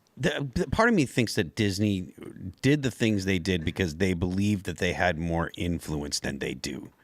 I think it is. My prediction with the Bud Light story was that we were going to find out it was going to be some millennial woman who had just gotten promoted to the position who changed their policy from frat bro to feminist lesbian. And what did we discover? Indeed, it was a millennial liberal woman who recently got a promotion and said, no more fat white guys buying and drinking beer at the grill. We want trans people. She said, we want young drinkers, was what she said. That was crazy. Young drinkers. That's true. But they in were addition, probably to attracting a new audience. with Dylan Mulvaney, yeah. And boy, did that really destroy the company, because it turns out that even 20-year-old people would much prefer a beer commercial where a guy is flipping a burger as opposed to Dylan Mulvaney. Yeah, like hitting a baseball. I mean, something. So I used to teach MBA marketing, right? And it's like marketing 101 is you have to love your customer just the way they are. Yes. You don't fix them. You don't change them. You don't lecture them. Because if you do that, they're going to find another boyfriend, right? They're going to go find somebody else who produces a product that is catered for them. And so corporate America, it's taken them a while. I think another element of that has been the sort of shareholder advisory services, which is this way that woke can sort of insert itself into the financial system and force companies to do weird things like, like Disney doing this or like Exxon doing green energy or just bizarre things. But fundamentally, I think that finally they're waking up, they're shaking out of this. You have to love your customers just the way they are. Yeah, I mean, you can't think that you're going to dictate opinions to your customers. You have to go to people where they are. Yeah, but take a look at Ben & Jerry's. It's always been a leftist company. I'd argue that their leadership was probably just saying, we've always been a progressive company. We're always going to be, so we just go with that trend. But I think as it turns out, what is perceived to be their customer is incorrect. And people want to buy ice cream. And it's off-putting when they engage in these kind of practices. Yeah. To be fair, though, actually, it's probably unfair. They made Americone Dream, Stephen Colbert's waffle fudge ice cream or whatever. That's just a late night host. And then didn't Jimmy Kimmel get one that was weird with potato chips or something like that? I think so. Potato chips are good. Colin Kaepernick was just really off. But I do feel like they thought they were targeting progressives and they were a social mission company. They probably have their core audience, which is those progressives, and they have a whole bunch of people who just eat it because it tastes good and they don't care about the politics, and they were losing them. I think these companies thought woke was mainstream. Maybe, yeah. And that's why Target put the LGBT tuck-friendly bathing suits up in the front where kids would see it, and then parents freaked out, and they were like, oh man, was that not the right thing to do? As the woke began to dominate media, they created a perception that they were the majority, and most people were scared to speak up out of fear of getting canceled. You know what's really fascinating about this ideology of wokeness? 2 points. The reason why I think Gen Z is going to break from the left is that you take a look at the Teslas. This is not so much about Gen Z. This is more about regular, millennials or whatever. We were all told to buy electric cars. Colbert got one. 2 years later, they're torching them, shooting at them. So that was a mistake. We were all told we were allowed to make certain jokes. Sarah Silverman lost a movie role because she did blackface at a time when it was totally appropriate to do. Jimmy Kimmel did blackface. Why was she being targeted? What I see, what is likely to happen now is the young kids, the Gen Zers who grew up in an era where you could not know what was socially acceptable or not, and you were constantly threatened. You were living like a rabbit wound up so tight you could burst at any moment. They are going to find reprieve in people like Donald Trump and people on the right who are just like, bro, I don't care what you call me. You can say gay and you can say retarded. And people are going to be like, I can relax now. I think young people are going to move in that direction. Not to mention, I do want to stress this too, because we didn't get into the Harry Sisson story, but Harry Sisson, of course, was, according to the left, preying upon young women viciously. This liberal young man, this Democrat, was preying like a merciless predator on these poor young women. There's a priest. And right now, there's a story that we covered a while ago, but it's going viral again. About half of young men, 18 to 25, have never approached a woman, or in the last year have not approached a woman. Somewhere around like a third of those guys have never done it, and most haven't done it in a year. Nobody wants to live that way. Nobody wants to live that way. And that's the world created by woke. Harry Sisson is under fire right now because he was sexting a bunch of different women at the same time while claiming he wasn't. So he was playing these women. And a bunch of people on the right are like, don't hate the player, man. It's what young men do. And I'm like, no. This guy would likely advocate for you to be imprisoned if you were caught doing these things. He'd say these predators should be canceled and banned. And then behind the scenes, he's doing exactly what he claims to not do. He tweets about, oh no, the country is abandoning women and women's rights. And then while he's advocating for these feminist ideals, of course, he is anything but. People like him create this world young people don't want to live in. So I think we're going to see a snap back. And I think that's what you see with Donald Trump being the first Republican to win the popular vote in 20 years. Ben & Jerry's firing their CEO is the other side of the Bud Light hill. We were fighting like crazy. Bud Light went woke, and we said, enough. Kid Rock unloaded a full auto machine gun on that Bud Light, and everybody rallied around it, ditched Bud Light to this day. Surprisingly, yeah, it's maintained. And they've struggled to recover. This was an attack on a market attack on this corporation for being woke. Now on the other side of this, the corporations are abandoning woke intentionally because they see the writing on the wall. Nobody wants to live in that world. And I think it's going to fade away. But we'll see. You know, a drowning person is dangerous, right? When they say when you're going to go rescue someone drowning, you got to go behind them. Otherwise, they'll thrash at you and drag you down with them. So as the woke gets smothered out of existence, I'm wondering to what degree they may weather underground or worse. I mean, they already are. Yeah, I mean, I don't have a sense of the levels of violence that they'll resort to, but they clearly will resort to violence. Well, thank goodness we have this massive military where, you know, Trump is already bringing them back for the border. And, you know, that's an open question, is declaring martial law in some of these cities if things get too violent. So fundamentally, normally I criticize the massive size of our military. But in this case, you know, if you want to dance, go for it, fellas. It is worth noting that, like, during the time that the Weather Underground was really active, the economy was kind of crap. The 70s were, you know, a lost decade. You know, the economy was garbage.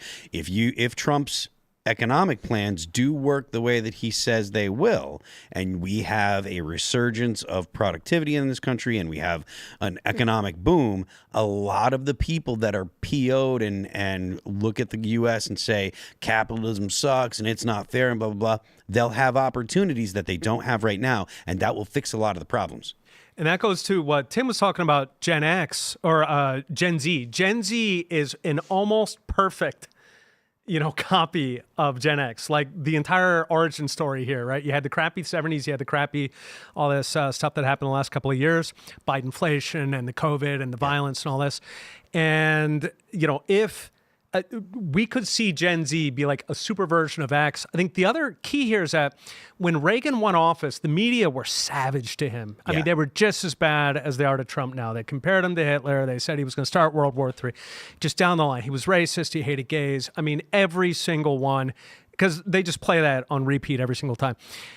How many states did he win in re-election? 48. Yeah. I think it was 48. Right. So it doesn't work. And I think particularly when you pair it, you know, having gone through the valley of darkness and then coming out into the light, I think Gen Z may be, I mean, already like Trump was within 5 points on Gen Z, something like that. Yeah. Which is crazy for young people, right? Traditionally, that's like 20 points. So I have great hopes for Gen Z. What do you say, 5 points? In what way? What happened with... He in the election, he was within 5 points in the vote among 20-somethings. Oh, so he took 45% essentially of the... Yeah, I agree with you on this. 47, this Gen Z revolution. It does feel like the 80s. It feels like they had to suffer through hairspray, big hair, ugly looking makeup, and not understanding why they're not attracted to those girls, but being told they're supposed to be. And then all of a sudden the internet appears and they're like, whoa, manipulation. It's different for them because they had the internet the entire time. And they were, but so that manipulation has is just I mean, the grossness, and it stays with you your entire life when you've been tricked by being told like blackface is okay. No, blackface is not okay. Be afraid. No. You deal with that maybe 3 times. And then if you see a group of people that aren't into it, you're with that group. It's kind of wild that we grew up on Jackass. Yeah. The CKY videos. Everybody was watching Johnny Knoxville punch Bam Margera in the balls. George Carlin was going up on stage in the early 90s, and he has a bit that he famously did in his comedy special, in his tours, where he would say every possible racial slur he could think of as fast as he could, and then called 2 prominent black comedians the N-word. And that's one of the best comedians of all time. Indeed. And South Park and Family Guy, and we somehow ended up in this world. Well, we're coming out the other side of it, so that's good. Yeah, I do believe that's why I bring up this term revolution a lot. And I started it in 2006. It's a revolution of the mind is what I said. That's also what Chairman Mao said. So I'm glad I didn't take the cult forward that way. But we are in a global revolution. It is a seizure of the mind of the human race right now. People are scrambling and trying to control the system. And I think this decentralized motive of internet has allowed us to actually thrive as a species in a way maybe we've never done before as human. Probably the closest analog is Gutenberg, the rise of movable text, right? So this is back in the 1400s. And the reason is before then, you had to have a bunch of monks writing out books by hand. Yep. After Gutenberg, you could print up 10,000 pamphlets calling for a peasant revolt, right?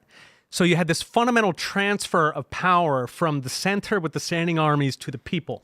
Traditionally, the people had a hard time organizing, okay, but there were a lot more of them, right? They outnumbered the center. And so we then had 200 years of blood. So hopefully we don't actually get that part of it.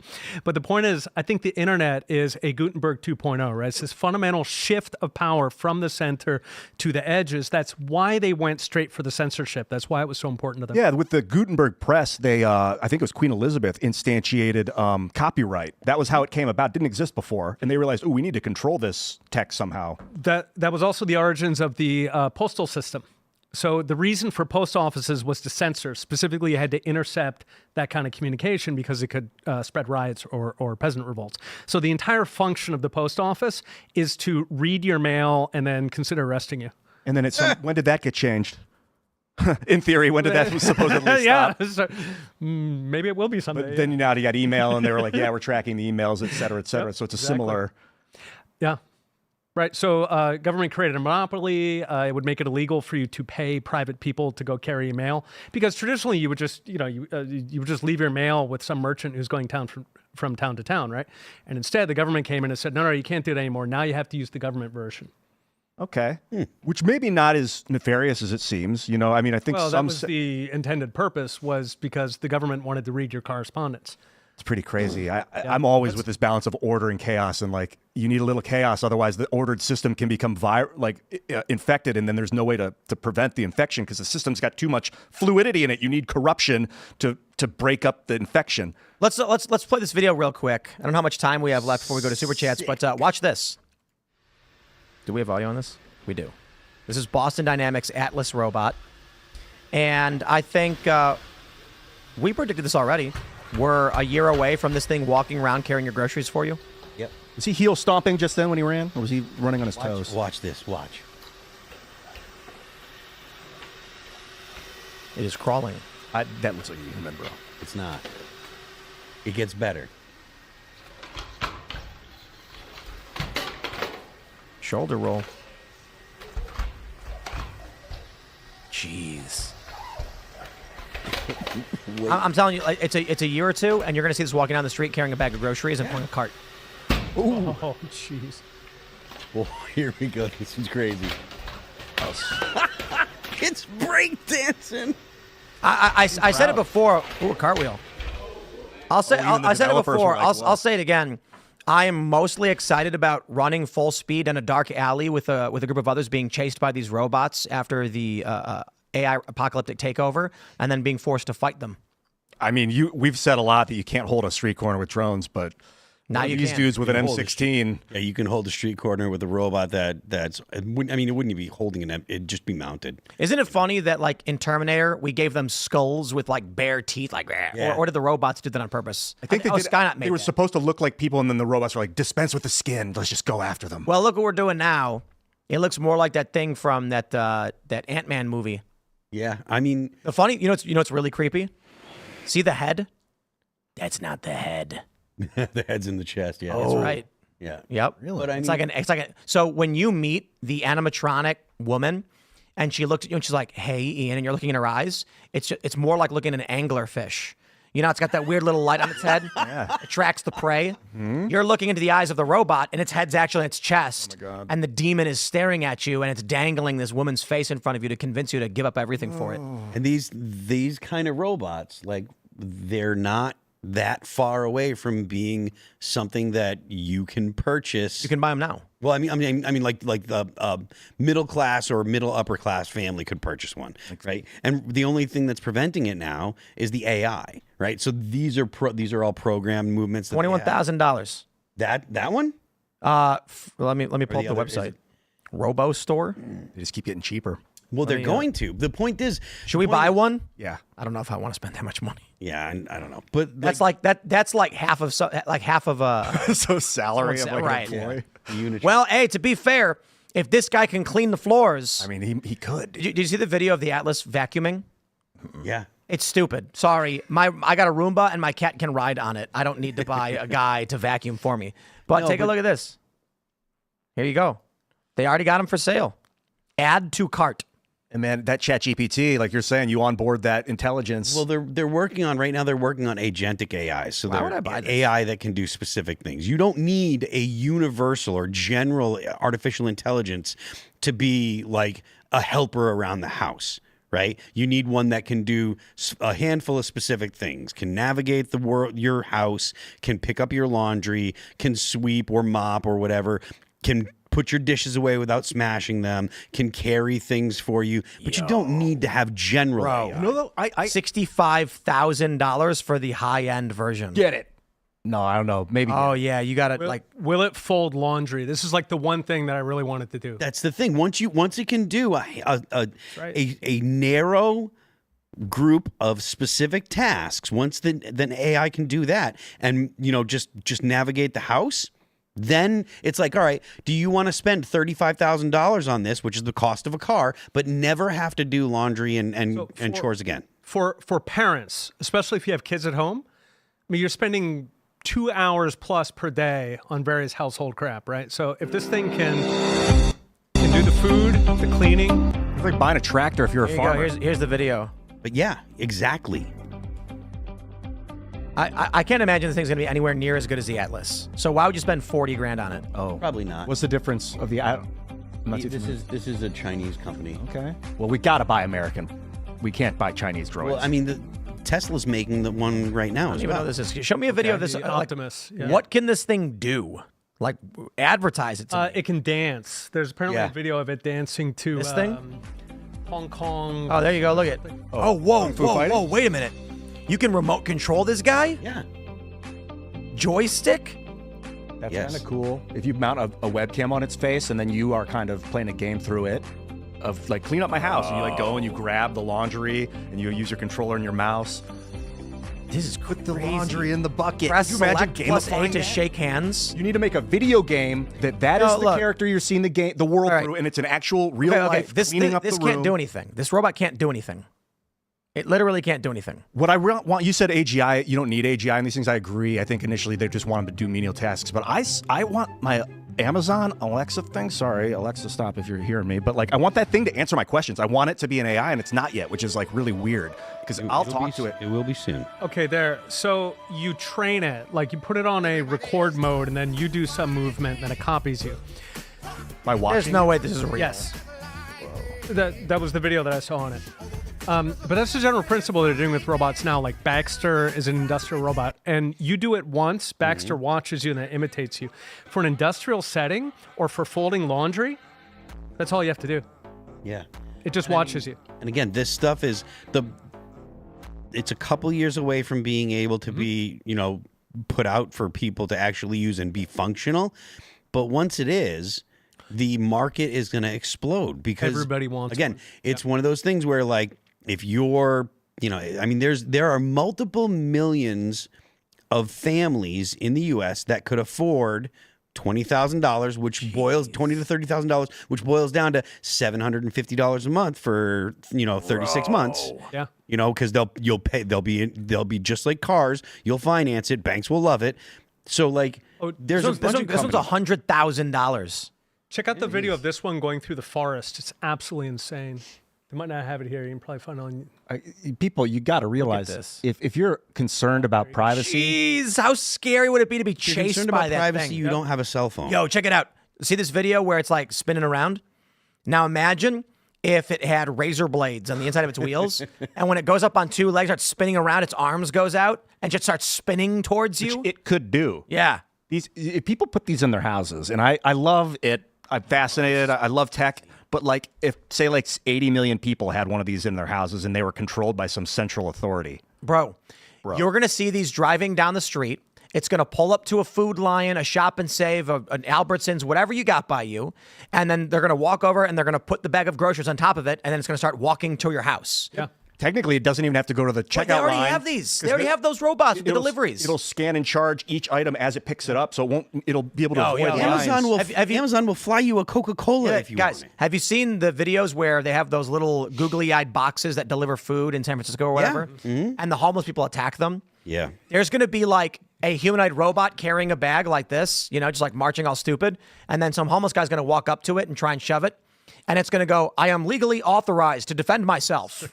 And then and the razor blades pop out of its elbows, and the guy's like, "Oh my god!" RoboCop. What is this is crazy because what does a robot do? Right now, we're already having this problem where these delivery robots are being vandalized and looted and robbed. You get Amazon drivers, and you can't do anything about it because the person will come up wearing a mask, break it open, steal the food, and leave, and then knock it over. And there's a camera of it, but what are you going to do? You can't prove who that guy was. Are we then going to live in a society where there are robots all moving around and how do we track who committed the crime against the robot? And will robots have some degree of possession protections in law? I am authorized to protect the property of. Yeah. And I think they need to fly. That's one in way. West Virginia, I believe West Virginia and Texas allow the use of lethal force to defend property. I think Texas specifically. So depending on the property, if there's a guy walking and he's got, a $50,000 gigantic diamond and someone tries to take it, then what? Does the robot judo chop? Yeah, my first thought was it would run. It would be programmed to run. If someone attacks it, it runs. But that could damage the goods that it's carrying. So running or flying would help avoid a lot of vandalism. But getting these heavy ass things up into the air is going to require a lot of propellant. Here's another one. This is the same. It's a $100,000 version of the same thing in stock. I can click add to cart for only $100,000. You could also notice the period and the comma. What is this? Europe? Get out of here. Here's a video. You could potentially have it. Look at this. That's old. That's garbage, man. Look at those hips. He's not trying very hard to kick it. Look at Oh, that was not bad. I mean, the way the Boston Dynamics one moved compared to this. Of course, but can you buy that one? I don't know. I think Boston Dynamic is doing for military applications. So it's probably better money. Probably. What's with the really awful music? I don't know. That was cheap. All this thing is doing is walking around. What do I need it for? Why am I going to spend $100,000 to have a fake guy walk around? Yeah, I want to see some. I got to be honest. I'm surprised Mr. Beast hasn't bought 100 of these and then fought them. That'd be cool. Look, Mr. Beast. If you made a video where you bought 100, not the $100,000 ones, the $20,000 ones maybe, and what is we bought 100 of them? That's a lot of money. Yeah. And then donate $1,000 to charity for every robot you can defeat. Bro, Mr. Beast, you're the only one who can do this. Okay, buy 100 of them, and then get you and your buddies and get swords, katanas, and then just start mowing them down. Technically, you get full auto, and if it's your property and it's on your land where it's legal, Not too quick. You got to fight them. You got to melee. Hand to hand, just get some. Oh, come on, bro! Human. If you're buying these things and just shooting them in your range or something or on set, you might as well just throw them in the garbage. I don't need to move around. It starts running towards you, dodging your bullets, and you're like, oh my God. I went to DEF CON, the hacker convention, and they have this shooting range in the Mojave Desert they set up every year. And guys come out with belt-fed full auto. It's crazy. And I had a drone that was fairly busted but still flew. And I was like, all right, guys, here's your target. Have fun. And they flew it in the air with targets on it, and we're shooting at it. It was amazing. I got to say, guys, but it was below the backstop, okay? Nobody was aiming up. You made a really good question. You had a really good question about what are we going to do when people start vandalizing the robots carrying groceries? Because firstly, we're going to have to legislate. You're not allowed to. It's like someone's car. If you go up to someone's car and you attack it on the street, you're liable for prison. You're going to get arrested on the spot. Same with these robots. And the robots will be able to track against robots? Yeah, I guess so. Fortunately, the robots won't be afraid, so they're not going to do something stupid. They're going to do what they're programmed to do. $1,000? I don't know what this is. Biped base. Anyway, we got to go to Super Chats because we really went long. My friends, smash the like button, share the show with everyone you know. Become a member. Download the Rumble app if you haven't already, because it makes sure you guys get notifications, and join Rumble Premium. The uncensored show's coming up in about 10 minutes. We got a story for you in the uncensored portion that will boil your blood. Boil it! And then steam will come out of your ears. You can follow me on X and Instagram at Timcast. Peter, do you want to shout anything out? Nope. Hope to see everybody on X, and it's been a pleasure coming here with you guys. Oh, I don't even know why I did that. I still have 10 minutes I to was read just Super saying, Chats. I was like, wait a minute, we got Super Chats. I was like, Yeah. all right, I guess he's doing it. Do it again at the end. We'll do it again. You'll shout it out again. Okay, we're going to read Super Chats. That'll work. I forgot because we went too long that we still had 10 minutes left. Look at me. My brain's fried. All right, I'm not your buddy guy says, I'm not worried. I now worry the left has gone too far off the reservation. And whether we like it or not, this will end in either a civil war or purge across the West. Yes, I don't want to be too negative, though, because it does kind of feel like maybe this is the back end of the conflict. The civil rights era was a civil strife period that didn't end in civil war, so don't know for sure, but maybe. It's scary out there, huh?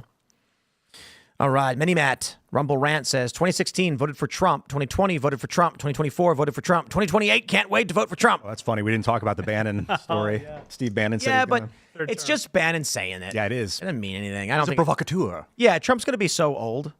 Trump's ready, man. He's doing what he's doing. KO7776 says, Tim, you are wrong on Harry Sisson. Allegations are fake news. No one believes that kid is straight. Oh, that's funny. That's the question, is whether they paid the women to make up the allegations. I just think he's, what is he, 22? Yeah, I think so. And he's got a bunch of followers, and he's going to try and maggot to as many women as possible. The problem is, publicly, he gains followers by pretending to be this, like, progressive feminist kind of guy. So, live by the sword. Have fun. What have we here? All right. Super Mercer Bro says, can you make a remake of I Just Want to Live from Baldur's Gate? I'll Rumble Rant $10 every day if you can. Alfira's song is awesome. I don't know those songs. I don't know. This is Baldur's Gate 3, I imagine. I guess. Because the Baldur's Gate's the first one. Baldur's Gate 3 is one of the best games ever made. Dude, all the Baldur's Gates are mind-blowing. The second one, Throne of Ball expansion, dude, it's just the graphics aren't up. Yeah, but it's real time, isn't it? No, it's pause. Well, it's real time and you pause. Yeah, it's not term. It's you pause it and then issue orders and then unpause it and everything happens and then you pause it and then reissue stuff. And Baldur's Gate 3 is better because it's turn-based. It's like a stop-start fluid. It's cool. It's similar. It's very similar. Okay, the 138 says, Kimmel, Fallon, Colbert, Marr are plagiarizing Goebbels. Oof. Heavens me. Scrapjaw says, great show with Sinoski. I know you don't take pictures, but maybe you'd like to fund someone else's work. Bank job getaway turns monster flick. Interesting. We do have a bunch of plans for the community in the Discord. So what we do with Boonies HQ, which is our skate company, is every month we do the Boonies Bounties, where we post today. This month's trick is, for March, it was a board slide. Submit your videos of the best board slide. There's a list of legal rules. And then our Discord for the boonieshq.com votes on who they think deserves to win the prize of $200. We wanted to do for the Timcast Discord a cultural prize every month of $10,000. So if you are working on a cultural project, maybe you've got a song and you're like, I need to record the next 5 or whatever. Maybe you've got a comic book. Maybe you made a sculpture. Who knows?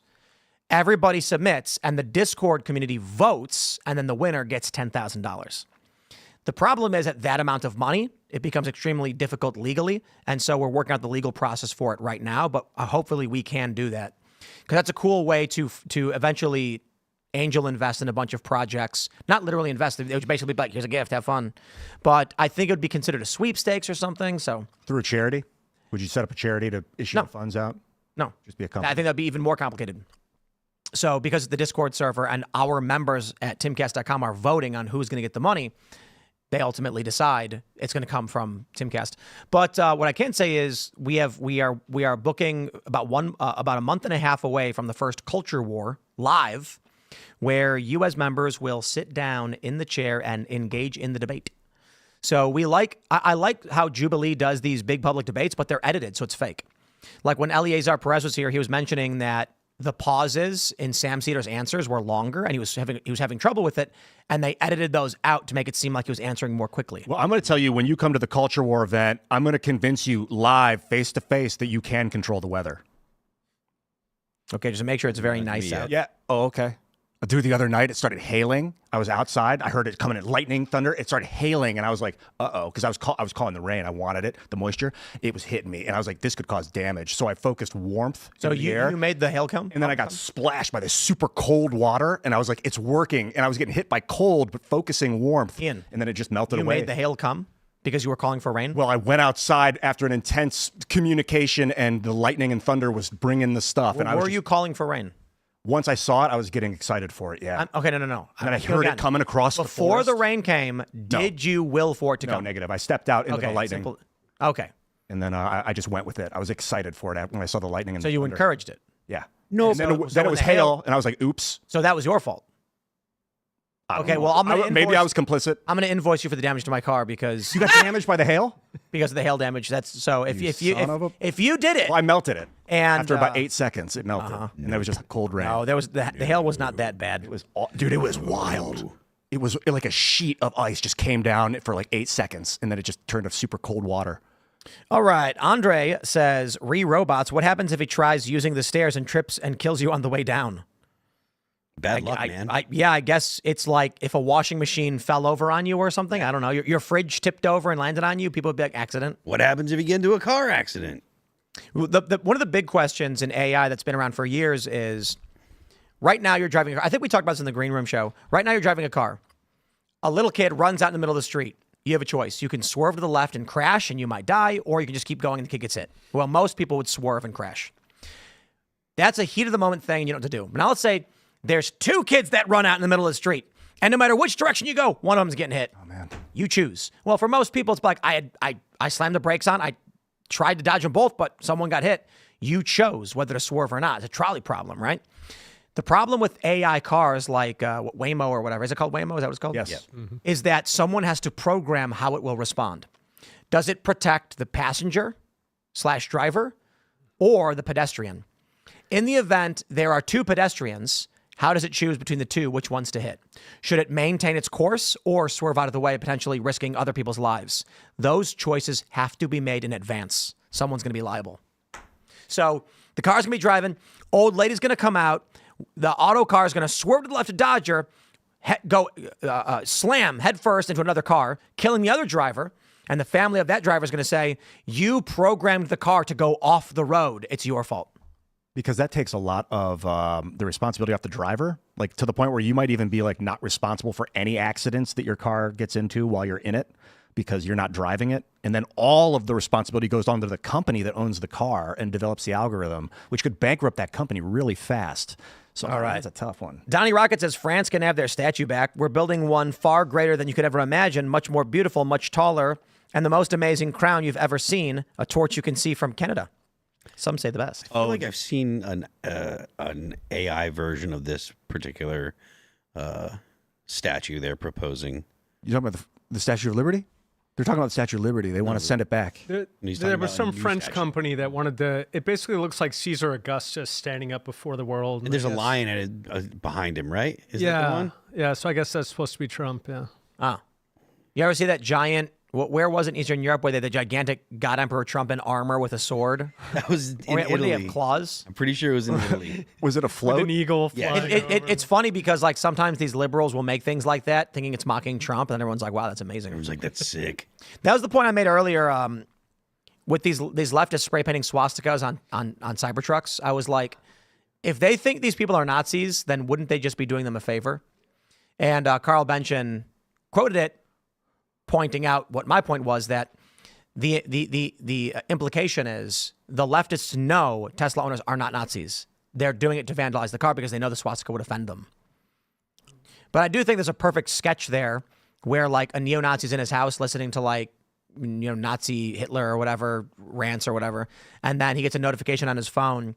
His sentry mode is going off and he runs outside and he sees leftists spray painting swastikas on his Tesla.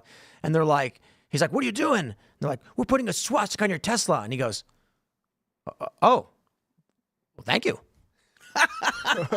Like, isn't that the implication of what they're doing? Yeah, that is. Like, oh, you'd like this. Yeah, we're showing you. And he's like, I actually had a stencil. I was going to get to it tomorrow, but I appreciate you doing the work for me. Let's go. Polly Puree says, Ben & Jerry's ice cream is full of chemicals. Indeed. Today, Julia had her first Pop-Tart because she's European, and they don't have Pop-Tarts in Europe because they're illegal. They're illegal in Europe. And then we made Pop-Tart ice cream sandwiches. We took Pop-Tarts and we put ice cream between them. Ice cream. It was healthy stuff? The opposite of healthy. Oh. Yeah, the opposite. Who was that with? Your kid? No, here. Oh, I thought you said... Just out in the skate park. We got everyone together and we did... Andy had a blueberry one. Blueberry Pop-Tarts. Mike did a fudge. I tried a little bit of the cookies and cream. I did a half of a brown sugar cinnamon. Because I can't believe they were doing full... like 2 Pop-Tarts has like 80 carbs in it?